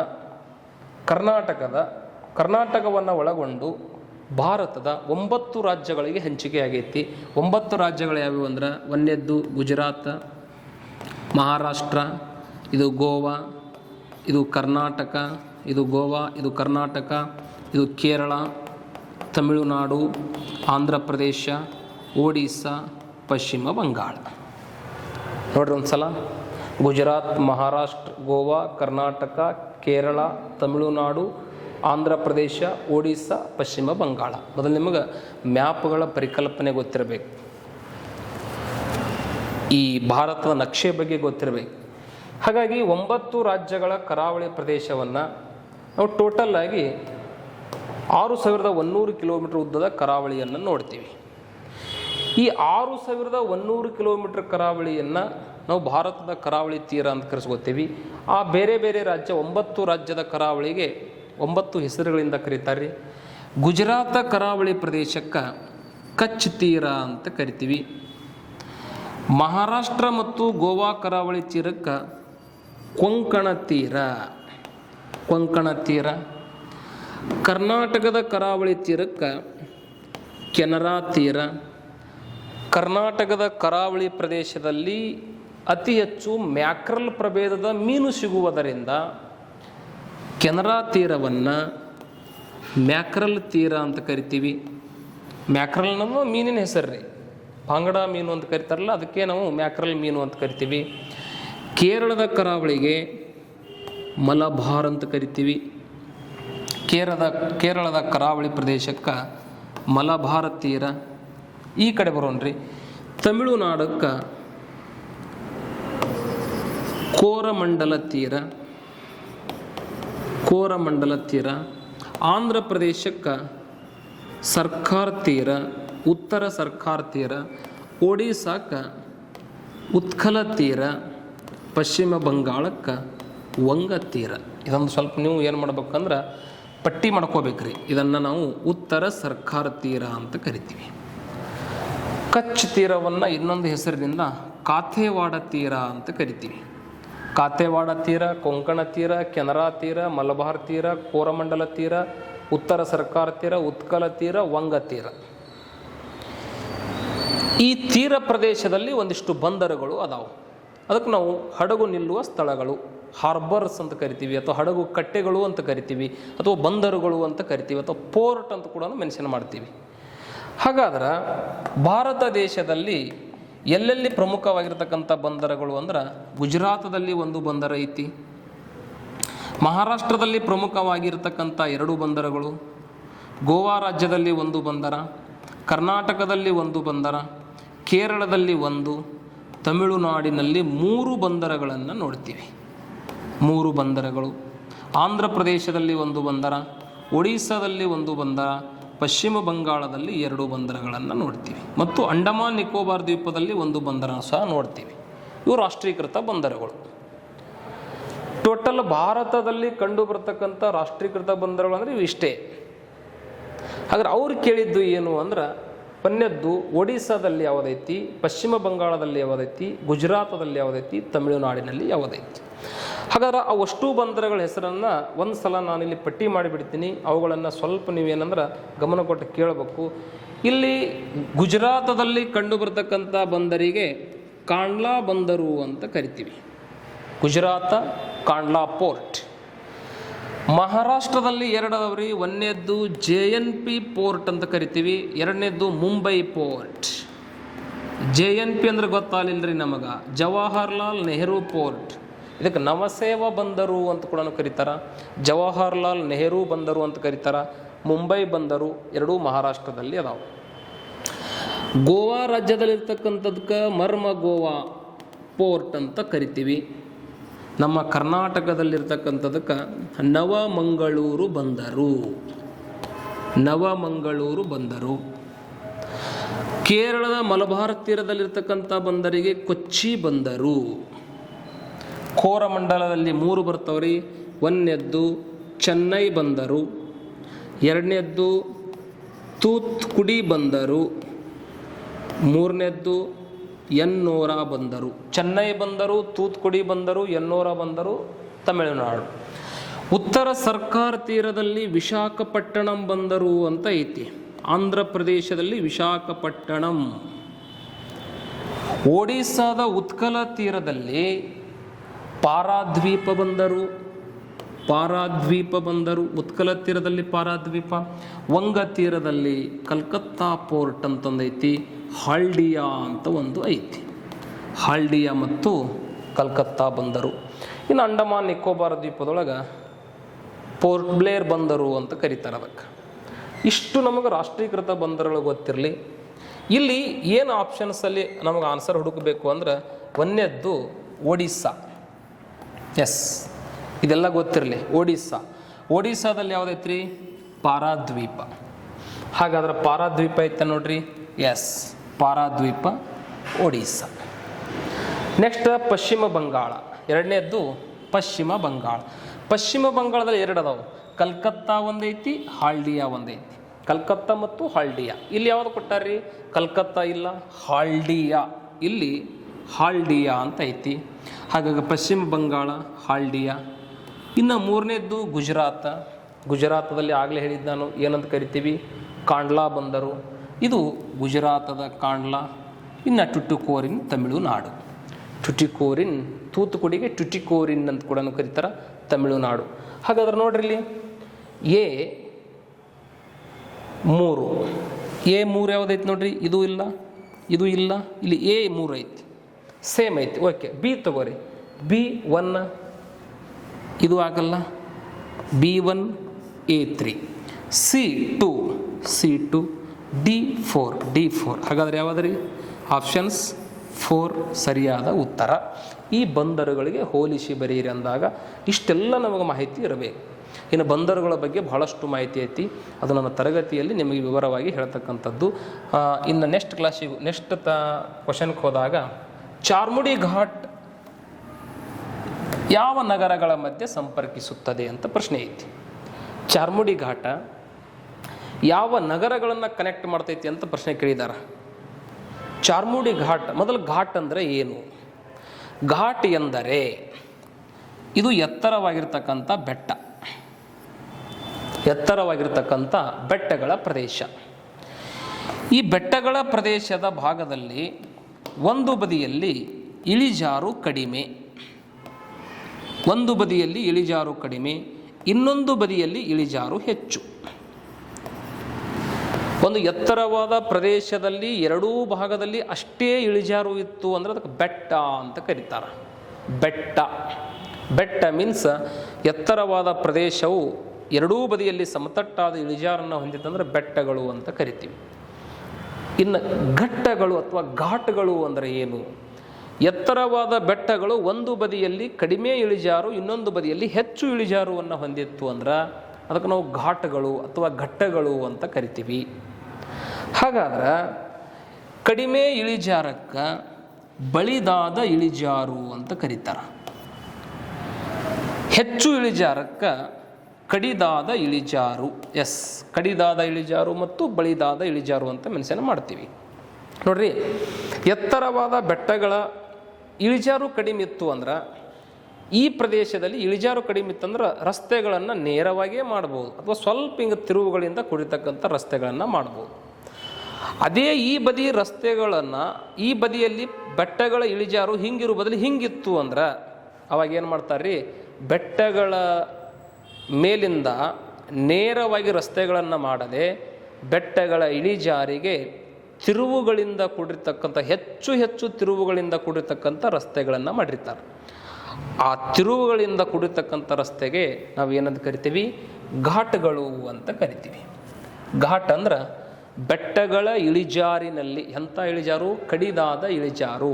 ಬೆಟ್ಟಗಳ ಕಡಿದಾದ ಇಳಿಜಾರಿನಲ್ಲಿ ಹಲವು ತಿರುವುಗಳಿಂದ ಕೂಡಿರ್ತಕ್ಕಂಥ ರಸ್ತೆಗೆ, ನೀವು ಈ ಮಂಗಳೂರು, ಕಾರವಾರ, ಉಡುಪಿಗೆ ಹೋಗ್ಬೇಕಾದ್ರೆ ಬಸ್ಸು, ಕಾರುಗಳು ಹಿಂಗೆ ಹೋಗ್ತಿರ್ತಾವೆ, ಅದನ್ನು ನಾವು ಘಾಟ್ ಸೆಕ್ಷನ್ ಅಂತ ಕರಿತೀವಿ.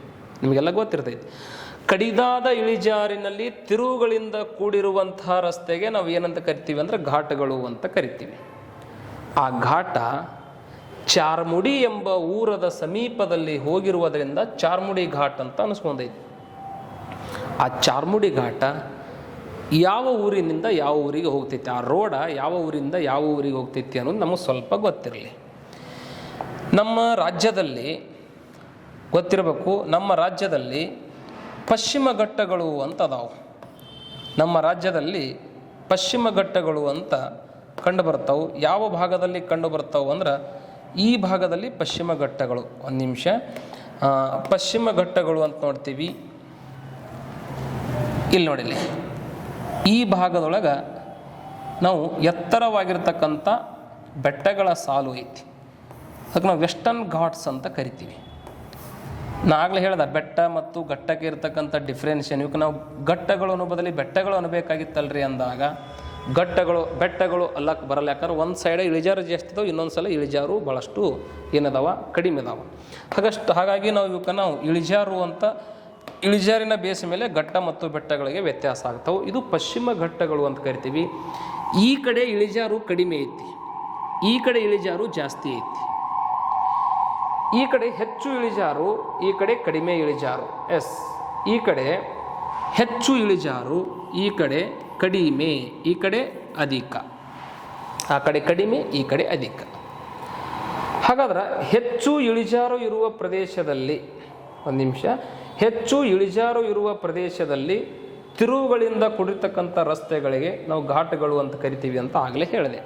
ಹಾಗಾದ್ರೆ ಈ ಕಡೆ ಘಾಟ್ಗಳಲ್ರಿ, ಈ ಕಡೆ ಘಾಟ್ಗಳು ಮಾಡಿರ್ತಾರೆ. ಪಶ್ಚಿಮಕ್ಕೆ ಯಾಕಂದ್ರೆ ಇಳಿಜಾರು ಜಾಸ್ತಿ ಐತಿ.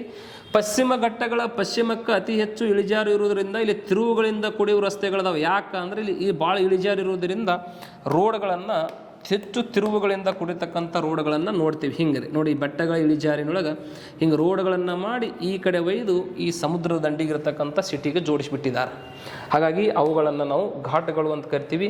ಇಲ್ಲಿ ಏನಿಲ್ಲರಿ, ಸಿಂಗಲ್ ಕ್ವಶನ, ನೇರವಾಗಿರ್ತಕ್ಕಂಥ ಕ್ವಶನ ಏನು ಅಂದ್ರೆ, ಚಾರ್ಮುಡಿ ಎಂಬ ಘಾಟ ಯಾವ ಯಾವ ಊರನ್ನು ಏನು ಮಾಡ್ತೈತಿ ಅಂದ್ರೆ ಕನೆಕ್ಟ್ ಮಾಡ್ತೈತಿ ಅಂತ ಪ್ರಶ್ನೆ ಕೇಳಿದಾರೆ. ಅಷ್ಟೇ ನೇರವಾಗಿ ಇರ್ತಕ್ಕಂಥ ಆನ್ಸರ್ ನಾವು ಇಲ್ಲಿ ನೋಡ್ಬೋದು. ಒಂದನೇದ್ದು ಚಿಕ್ಕಮಗಳೂರಿನಿಂದ ಮಂಗಳೂರು, ಶಿವಮೊಗ್ಗದಿಂದ ಉಡುಪಿ, ಶಿರೂರಿಂದ ಬೈಂದೂರು, ಚಾರ್ಮುಡಿಯಿಂದ ಆಗುಂಬೆ. ಹೌದ್ರಿ? ಈ ಎಲ್ಲ ಘಾಟ್ಗಳ ಕೆಲಸ ಏನು ಅಂದ್ರೆ ಸಮುದ್ರದ ದಂಡಿಗೆ ಏನಪ್ಪ ಅಂದ್ರೆ ಕನೆಕ್ಟ್ ಮಾಡ್ತಕ್ಕಂಥ ಕೆಲಸ. ಸಮುದ್ರದ ದಂಡಿಗೆ ಕನೆಕ್ಟ್ ಮಾಡ್ತಕ್ಕಂಥ ಕೆಲಸ. ಒಂದನೇದ್ದು ಚಿಕ್ಕಮಗಳೂರು, ಮಂಗಳೂರು ಇಲ್ಲೇ ಐತಿ, 1ನೇ ಪಾಯಿಂಟ್. ಉಡುಪಿ ಇಲ್ಲೇ ಐತಿ, 2ನೇ ಆಪ್ಷನ್ ಸಹ. 3ನೇ ಆಪ್ಷನ್ ಸಹ ಬೈಂದೂರು, ಇಲ್ಲೇ ಬೈಂದೂರು ಐತಿ. ಚಾರ್ಮುಡಿ ಮತ್ತು ಆಗುಂಬೆ ಎರಡೂ ಪಶ್ಚಿಮ ಘಟ್ಟಗಳಲ್ಲಿ ಐತಿ. ಹಾಗಾಗಿ ಈ ಆಪ್ಷನ್ ಸಹ ಆಗೋದೇ ಇಲ್ಲ. ಒಂದು ಮಲೆನಾಡಿನ ಪ್ರದೇಶ ಆಗಿರಬೇಕು, ಒಂದು ಸಮುದ್ರದ ದಂಡಿ ಆಗಿರಬೇಕು. ಇದು ಮಲೆನಾಡು ಪ್ರದೇಶ, ಇದು ಸಮುದ್ರ ದಂಡಿ. ಇಲ್ಲಿ ನಾವು ಕನೆಕ್ಟ್ ಮಾಡ್ಕೋತ ಹೋಗಿರ್ತೀವಿ. ಹಿಂಗೆ ರೋಡ್ಗಳನ್ನು ಅಂಕುಡೊಂಕಾಗಿ ಮಾಡಿರ್ತಾರೆ. ಇವಕ್ಕೆ ಘಾಟ್ಗಳು ಅಂತ ಕರೀತಾರೆ ಅಷ್ಟೇ.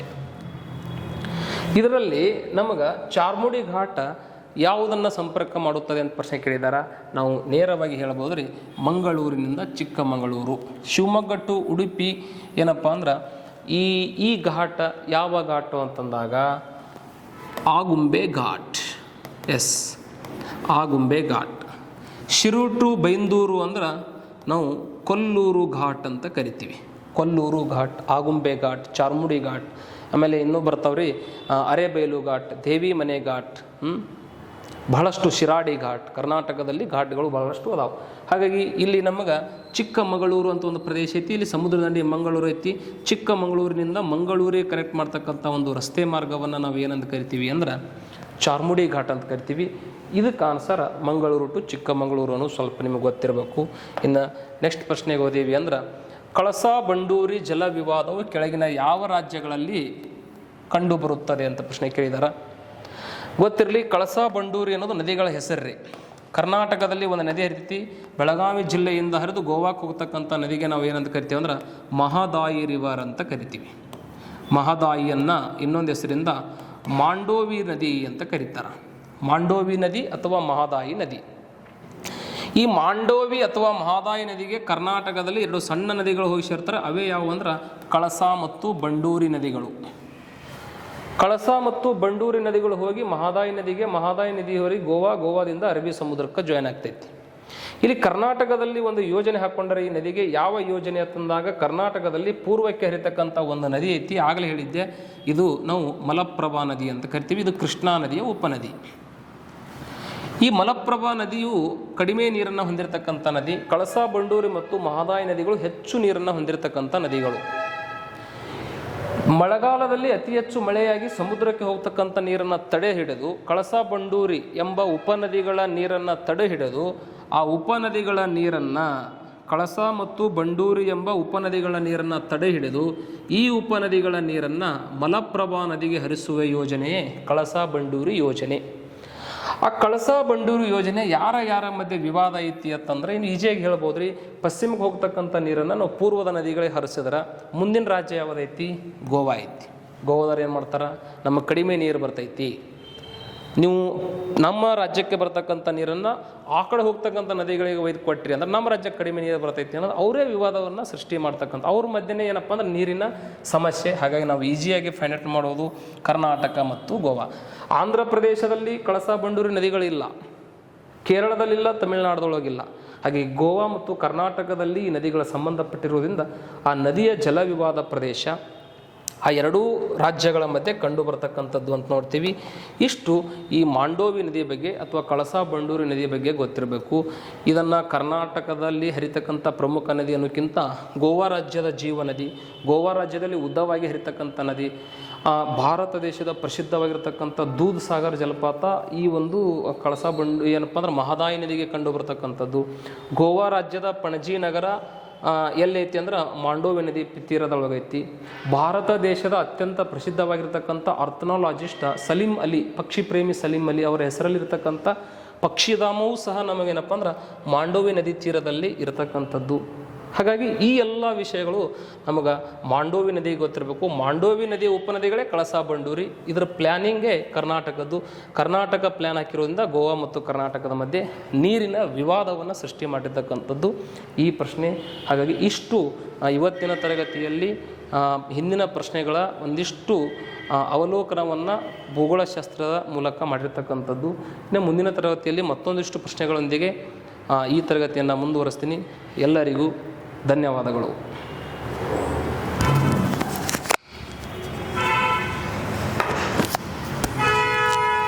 ಸರ್ ಬರ್ರಿ.